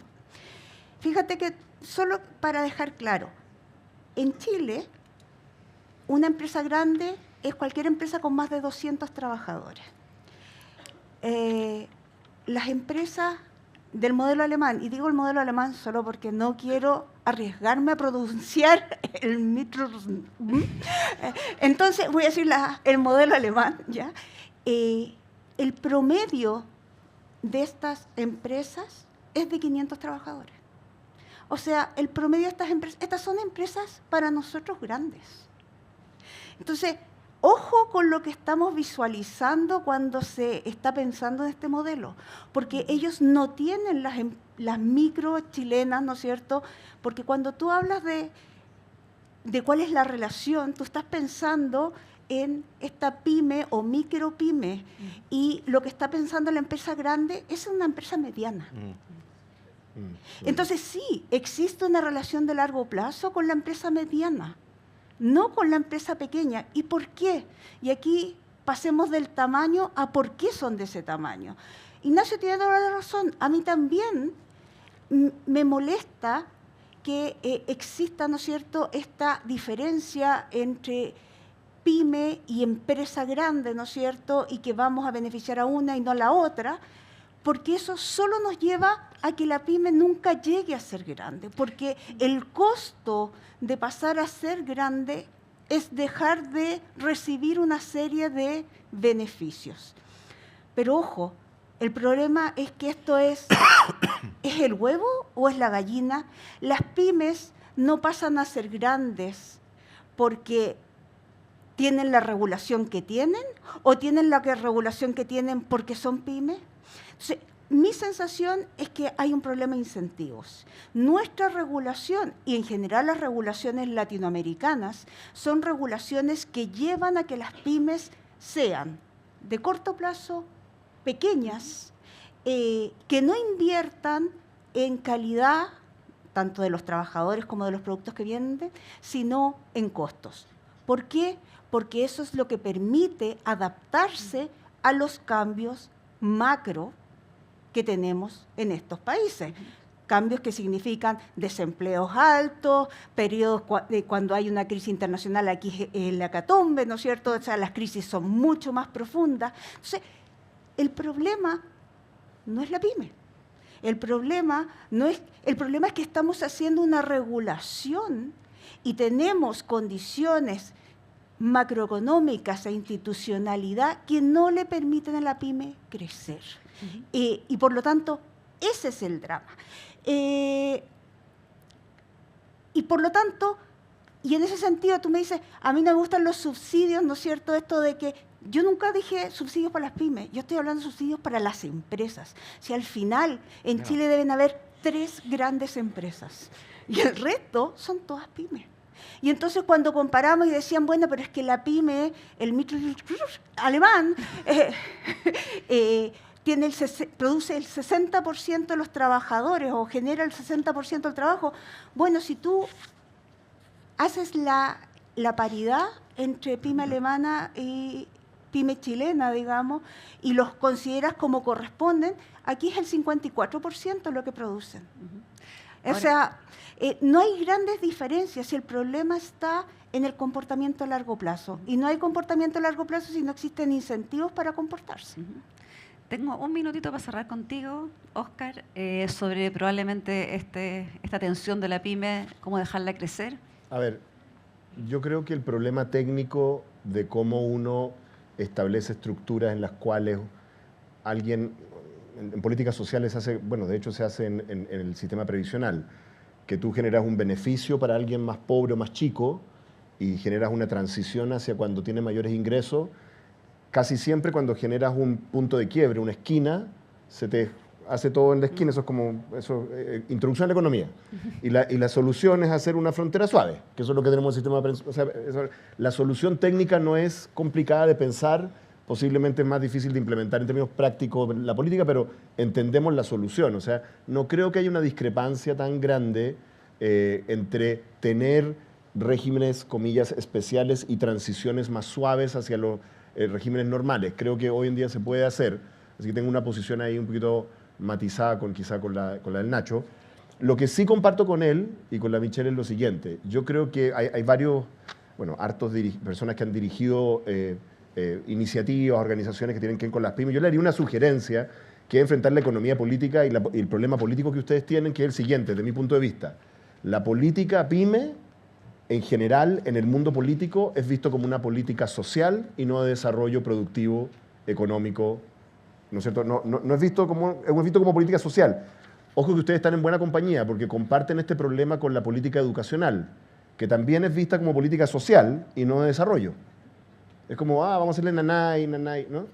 Es la política de nanay, no la política de desarrollo. Los alemanotes, esto, con sus palabrotas súper poco sutiles. Aquí tengo, para los... ¿cómo es? Además de los Fachhochschulen, están las cámaras empresariales que se llama Handwerkskramen.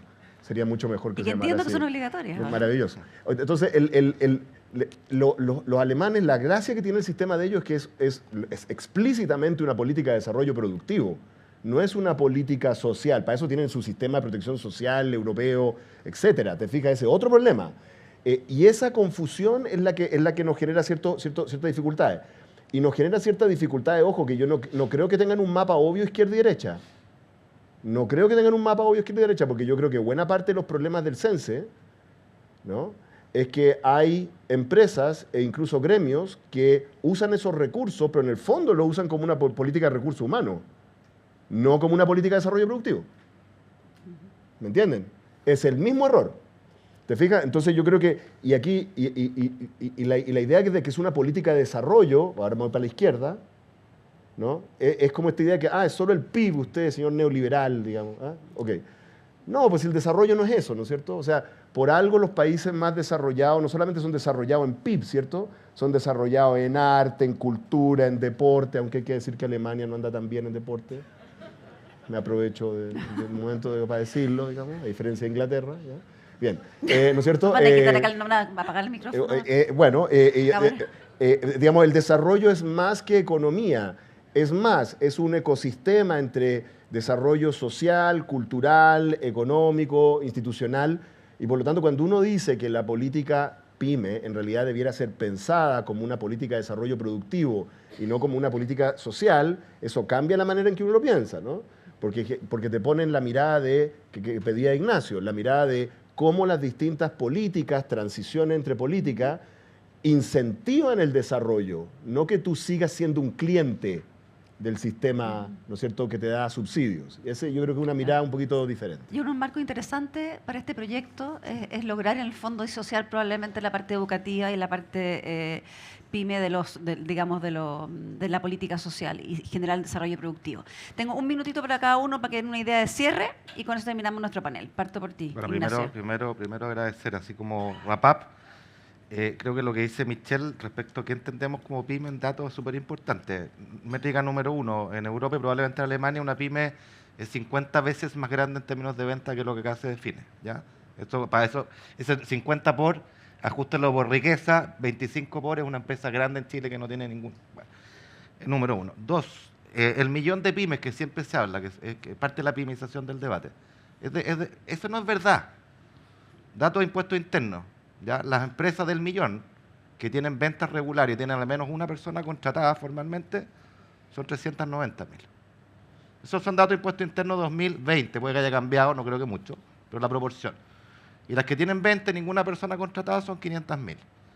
¿Ya? Entonces, y de las pymes, el 80% más, 90% tiene menos de 25.000 UF de venta. O sea, tiene razón Michelle, son súper micro. Yo creo que lo que estamos hablando acá, estamos pensando en empresas medianas, que ya dieron el primer salto. Yo creo que es bueno entender eso. La segunda cuestión, Michel dijo algo sorprendente, que dijo hay que subsidiar a las empresas. Yo no sé, estaré muy perdido en mi economía de mercado, pero yo no creo en los subsidios a las empresas, a menos que haya externalidades positivas. Sí, a lo mejor te entendí mal. Sí. Ya. Pues, Pero eso lleva así a una cuestión que está en el centro del debate acá.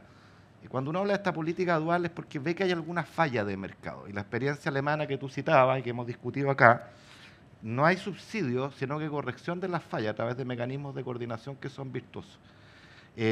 Cuando uno ve la minería en Chile, por ejemplo, que es una de las áreas citadas en el trabajo, es sorprendente ver que los trabajadores, y todos lo sabemos, vienen de, no sé, trabajan en Calama y vienen de La Serena, de Concepción, o va a la industria de la merluza en Puerto Aysén, y los trabajadores vienen de Puerto Montt y dicen, bueno, ¿y por qué no hay capacidad local? Entonces la empresa te dice, porque no está el capital humano. Bueno, ¿y por qué usted no lo desarrolla? Probablemente porque tiene esta falla de mercado. Si yo invierto en generar el centro de formación técnica, lo entreno yo y se lo lleva al de al lado. Entonces, pero ese es un mal equilibrio, y ese es el equilibrio al cual les quiera a solucionar.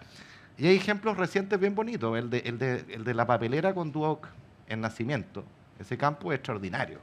Y esa es una experiencia muy larga. Yo creo que ahí hay un aprendizaje también a seguir, porque es buena formación local, que tiene empleo local, ¿no es cierto? Y al alero de un estándar y una certificación bien reputada como es Duoc. Así que Sí. por ahí va la cosa. Bien lo dice el informe, que hay islas muy exitosas en Chile que todavía no se han expandido, pero que tienen estos focos. Gracias, Ignacio. Michelle.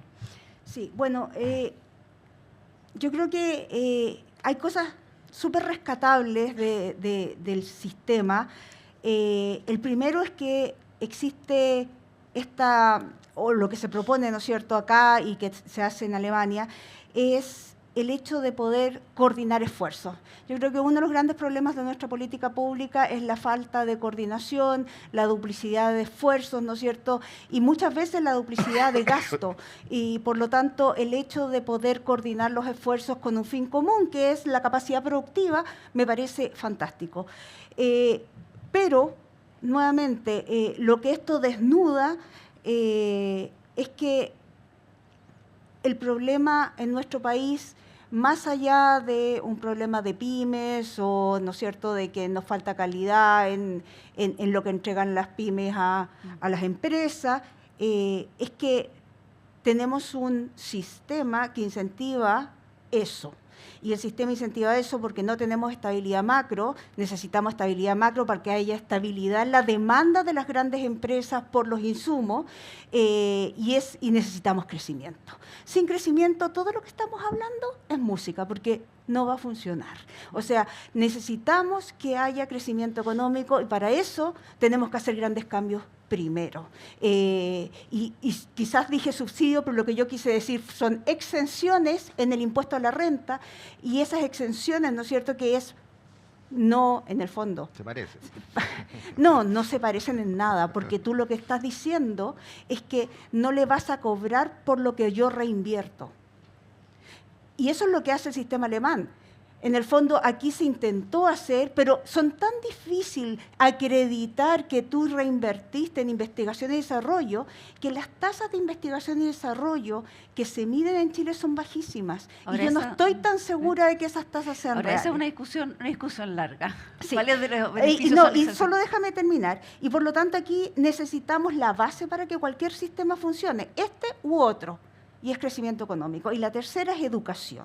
Y aquí, totalmente de acuerdo contigo, aquí la educación está visto de una forma mucho más social y al final es social, pero también es la base del crecimiento. O sea, si tú no tienes un buen sistema educacional público, estás perdido. Y el buen sistema educacional público lo perdimos en Chile hace muchos años. ¿Por qué? Porque se mataron los incentivos y se capturó la educación pública por grupos de interés. Mientras no solucionemos eso, este país va a seguir donde está. Me dicen por interno que ya está en Twitter que Michelle Bachelet se volvió peronista. ¿Se volvió qué? Se volvió peronista que lo subsidios. No, yo creo que a esto le falta KPI. Una de las ventajas que tiene haber pasado por la minería es que uno ve todo en KPI, toneladas. ¿No es cierto? Entonces dice, no, Es que mete que peligroso eso. buenos días, no sé qué, toneladas, quiero saber toneladas. Entonces me dice, ahora en la FED me dice, ¿cuántos papers? Yo lo voy a medir en toneladas, ¿cierto? Toneladas, KPI. Porque ¿sabes lo que pasa? Que cuando uno no le coloca KPI a las cosas, se vuelven unas discusiones medio abstractas que después no son muy accountable. Es como, hicimos esto y ¿qué pasó? ¿Qué pasó? ¿El KPI sería cuántas de estas empresas despegan? Bueno, es que hay que discutir las métricas. Yo sé que hay muchos colegas que han hecho paper, hay ciertas bases de datos, hay ciertos estudios, en fin, pero así como instalar el KPI público no está, ¿cierto? ¿Cuántas empresas transitan de una categoría a otra? ¿Cuántas logran exportar? ¿No es cierto? ¿Cuántas logran? Etcétera, etcétera, etcétera. Uno tiene que tener esos KPI, medirlos sistemáticamente, reportarlos, instalarlos en el debate público, donde organizaciones como esta pueden hacer un gran aporte, o si no, me temo que algunas de estas discusiones pueden terminar siendo extremadamente académicas, ¿ya? O uno le instala el objetivo de política pública al público no general, porque nadie va a estar hablando, pero un poquito más amplio que los especialistas, o la cosa va a ser muy difícil de que tenga seguimiento, y lo que va a ocurrir es lo que siempre nos pasa, que ustedes acaban de mencionar, que hay experiencias súper valiosas, no sé dónde y no sé qué. Si siempre hemos tenido experiencias súper valiosas. Si uno mira para atrás, siempre las hay, ¿no? El problema es que como esas experiencias valiosas no constituyen un aprendizaje social, sino solamente un aprendizaje para los involucrados y para los especialistas, no se convierte en política pública más general. Entonces, yo creo que el esfuerzo que se hizo con este reporte es muy bueno, porque lo que se intenta hacer es tratar de trasladar una institucionalidad que tiene sus raíces culturales, institucionales propias, es decir, cómo se trasladaría la realidad chilena, y se hace, por lo que leí en el informe, de una manera bien, bien pragmática, la verdad. O sea, no como pasándose películas ni nada por el estilo. Eso está súper bien. Yo creo que lo que hay que añadirle a esto es KPI. Bueno, yo les quiero a todos agradecer por estar acá. A nuestros panelistas les pido un aplauso para ellos.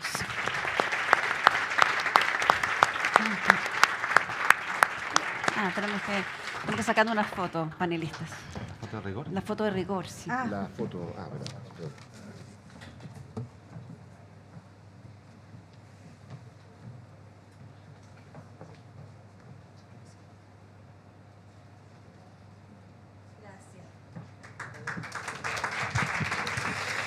Muchas gracias, Marilí. Muchas gracias, Óscar, Michelle e Ignacio. También le agradezco a José Miguel su presentación, y también muchas gracias a los subsecretarios, tanto los actuales como los ex subsecretarios que nos acompañan hoy día. Y solo aclarar que Mittelstand es una palabra compuesta por dos palabras. Uno viene de Mitte, el otro es Stand, que es estar parado en la mitad, se podría decir. Y estas son las empresas que están en la mitad. En la Comunidad Europea el límite en tamaño es hasta los 50 millones de euros, un poco más de 50 millones de dólares. Así que muy bien lo que remarcaba Michelle, acá en Chile es solamente hasta los 4 millones. De 4 millones para arriba eres considerado una gran empresa. Entonces tenemos un marco regulatorio que a las empresas de 4 millones de dólares para arriba son tratadas como que fueran grandes empresas, básicamente. Y son las empresas que en Chile están abandonadas. Hay instituciones, el Estado también trata de darle algún tipo de facilidad a las empresas pequeñas. Cuando llegan hasta los 4 millones de dólares, dejan de serlo y pasan a estar abandonadas por, entre comillas, la sociedad. El foco de la conversación hoy en día es las empresas que están paradas en el medio, que son las que están entre los 4 y los 50 millones de dólares. Esas son las empresas. Tampoco en Alemania el Mittelstand, se habla también de los hidden champions, de los campeones escondidos, que no son muy visibles, que son estas empresas medianas, que son especialistas en lo que hacen, que son los mejores o referentes en el mundo en su especialidad, y que son empresas que proveen servicio a otras empresas en la mayoría de los casos. No son B2C, son más bien B2B. Y son expertos y reconocidos en el mundo en lo que hacen. Esa es la aspiración, eso es lo que tenemos que ver. Esta es una industria grande que exporta gran parte de sus servicios y productos. Y ese es un poco el modelo que tenemos que pensar. Nosotros vemos a las empresas de minería extranjeras, por ejemplo, las canadienses, las australianas, vienen a Chile y vienen con su grupito de proveedores alrededor de origen que se vienen a instalar acá. Y nosotros no hacemos lo mismo teniendo una industria de minería tan profunda. Muchas veces tendemos a confiar más en los proveedores pequeños de afuera que en los propios proveedores, que pensar en desarrollar a esos proveedores acá. Y que esos proveedores después, cuando nos vayamos para otro lado, también nos acompañen y ojalá que sean los mejores en lo que hacen y que puedan proveer servicios a las empresas más grandes en el resto del mundo. Así que creo que eso es parte de lo que tenemos que rescatar y lo que tenemos que empujar hoy día. Yo quería mostrarles un video ahora un poco sobre el Mittelstand. Muchas gracias. Los dejo con el video. Hace más de un año presentamos en ICARE las 13 verdades incómodas de por qué Chile dejó de crecer. Fueron una gran fuente de inspiración. Empecemos por una de ellas. Fin a la pimización, que de nuevo es un invento de Briones, una palabra que vamos a añadir a la RAE. La pimización. Así es, porque la productividad y la inversión están en las empresas grandes. Por eso necesitamos pymes que crezcan, que dejen de ser chicas, que desafíen a los grandes. Y en ICARE lo escucharon firme y claro. No solo escucharon, nos fuimos en abril juntos a Alemania a entender el sistema Mittelstand y el sistema de formación dual. Aprendimos, lo compartimos y lo aterrizamos a nuestra realidad, porque en Chile tenemos una convicción, que es que también podemos. Las pymes no crecen ni por tamaño ni por más crédito, crecen por su posición en la cadena. Si la gran empresa entiende a la pyme como su socio estratégico, la pequeña empresa tiene una palanca para crecer. Este desafío necesita tiempo, pero la decisión de empezar es hoy.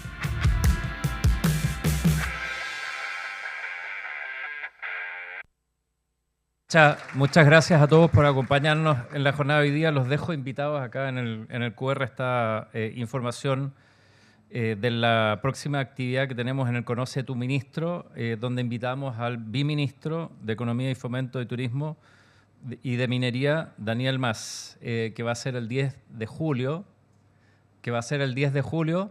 Y así que los dejamos invitados desde ya para este evento. Además, va a ser moderado por nuestro presidente Renzo Corona. Así que muchas gracias por acompañarnos. Quería darle la bienvenida a uno de los directores que se acaba de sumar al directorio, Antonio Vigi, pero se nos alcanzó a arrancar un poquito antes también.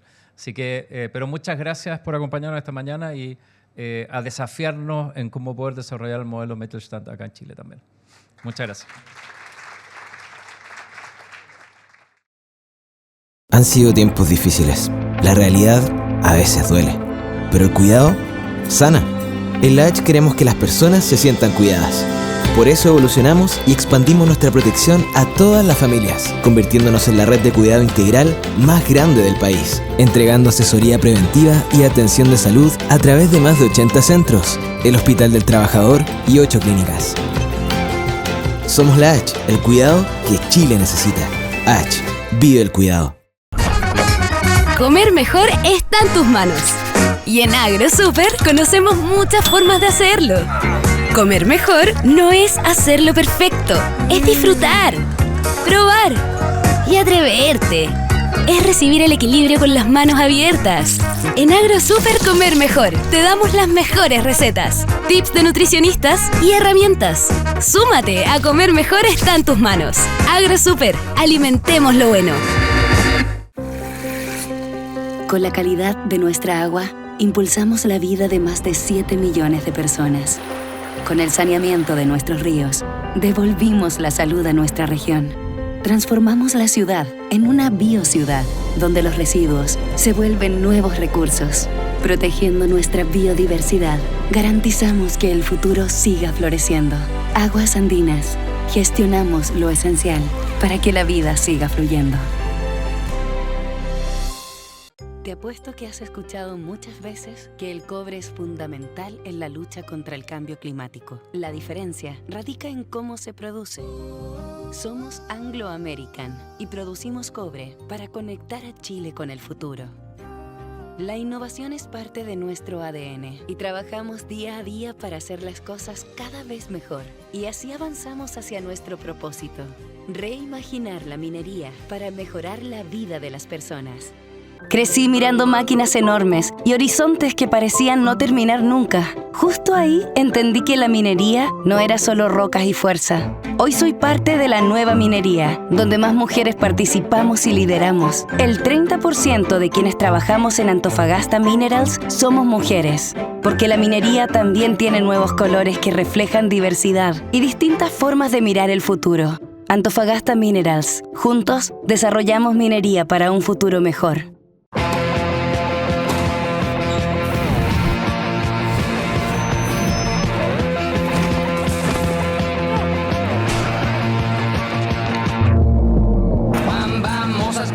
Sur mon lit à bouffer sa langue en buvant grand mon whisky. Quant à moi, peu dormi, vie débris, mais j'ai dû dormir dans la gouttière où j'ai eu un flash. En 4 couleurs, ça plane pour moi.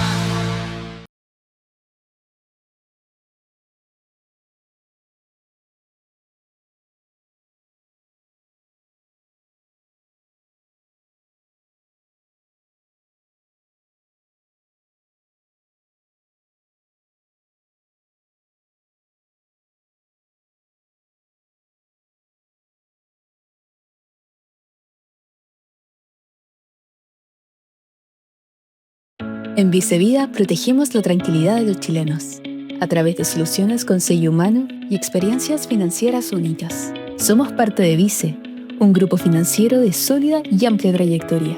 La fortaleza de un gran holding puesta al servicio de tu futuro.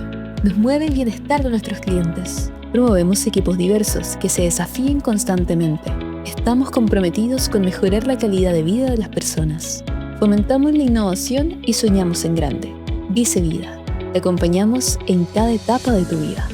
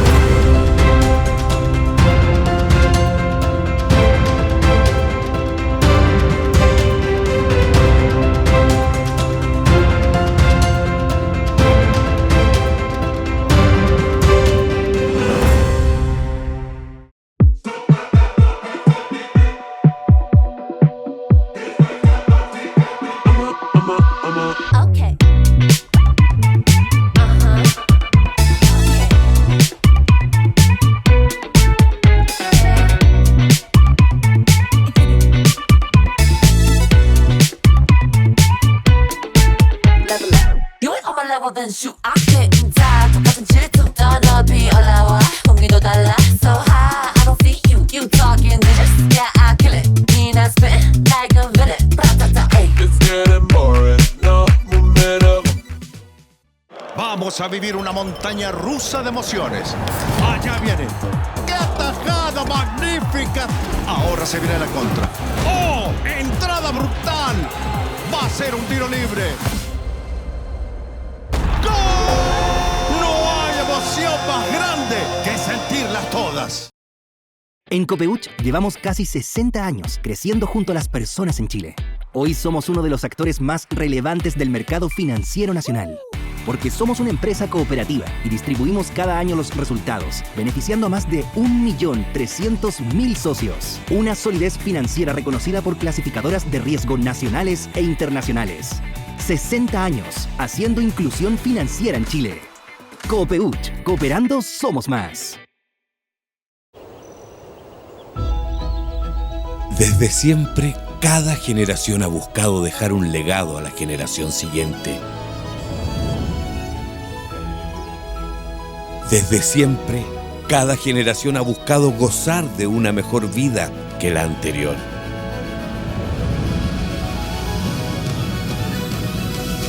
Hasta ahora.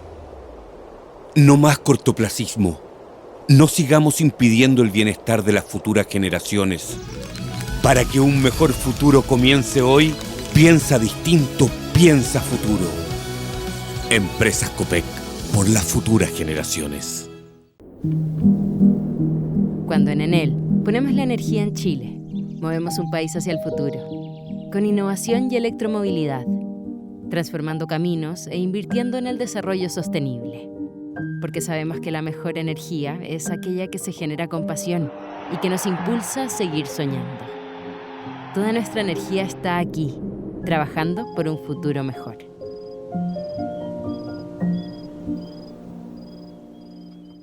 La vida no siempre sigue un plan. Lo bueno de ser Entel es que está junto a ti en todas. Cuando decidiste empezar otra vez. Cuando por fin encontraste tu lugar. Estoy embarazada. Cuando una noticia te sorprende de verdad. Estar en todas es más que simplemente estar. Es acompañarte en todas, donde sea que vayas y donde nadie más llega. Entel, en todas.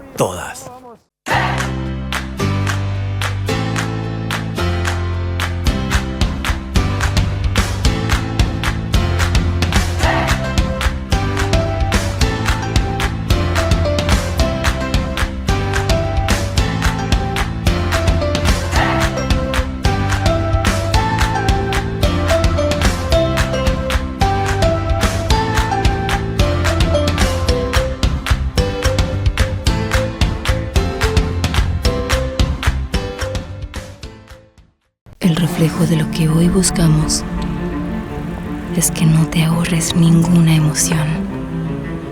Que tu preocupación sea elegir el próximo destino, llegando más lejos, avanzando con lo que cuida tu camino y tu bolsillo. Ahorra mejor arriba de tu nuevo Hyundai, porque ahorrar en benzina es avanzar híbrido. Hyundai Híbridos, evolución híbrida, 40 años avanzando juntos. Cada día nos preparamos para alcanzar las metas que nos proponemos. No sabemos qué sorpresas habrá. Adaptarse a los cambios ha sido nuestra constante y pensar en el largo plazo, nuestra estrategia. Esto nos ha permitido multiplicar los fondos que nuestros clientes han ahorrado durante sus vidas, asesorándolos para que tomen las mejores decisiones. Sabemos que al comenzar el día son pocas las cosas que podemos dar por sentado. Por eso es importante contar con un piso firme. AFP Habitat, 40 años, haciendo crecer tus ahorros. AI is empowering organizations to act with purpose and build a more sustainable and prosperous future. The real power of AI lies in what we create, thoughtfully, responsibly, and in service of a better world. With unmatched capabilities for responsible innovation in the era of AI, NTT Data is paving the way to a more sustainable, creative, and people-centric world. We don't just imagine a better future for all, we help to create it. Before, data was just information. Now, it's the start of everything. We optimize the systems that put it to work. Scale your AI from proof of concept to competitive edge and accelerate your tech evolution so you're redefining what's possible. From blueprint to breakthrough, we take you further with tech so you can outthink, outpace, and outperform. PwC, so you can. En un mundo donde la eficiencia lo es todo, SKC ofrece una amplia gama de soluciones. Con equipos comprometidos, impactamos en la empleabilidad con herramientas formativas y técnicas. Gestionamos activos con soluciones adaptadas a cualquier industria. SKC, confianza y rendimiento para llevar tu operación más lejos. Existen productos que nos han acompañado toda la vida. Como el yodo añadido en la sal, esencial para el desarrollo del bebé de Claudia. ¡Mish! Parece que son trillizos. Además, están los escáneres con medios de contraste. Otro producto que nos acompaña es el nitrato de potasio. Gracias a eso, Felipe puede disfrutar ese bebé. ¿Y esto qué es? Ah, son las sales solares que ayudan a generar energías limpias. En SQM trabajamos con el yodo, nitrato de potasio, sales solares y el litio, que nos mueve hacia la electromovilidad. Sigamos innovando juntos, aprendiendo de las comunidades vecinas para crear productos sostenibles que aportan a mejorar la calidad de vida. SQM, soluciones para el desarrollo humano. Nos dijeron que hablar chino era la habilidad del futuro. Por eso, en la Universidad Adolfo Ibáñez, creemos que la habilidad más importante de esta era es una a la que bautizamos flexabilidad. Flexabilidad es soltar paradigmas rígidos y adoptar enfoques ágiles. Flexabilidad es adaptarse y reaprender. Y para alcanzarla, se necesita un modelo educativo preparado para ello. Sabemos que universidades hay muchas y muy buenas, pero universidades que te preparen en la habilidad más importante de esta era, hay una sola. La Universidad Adolfo Ibáñez. Bienvenido a la era de la flexabilidad.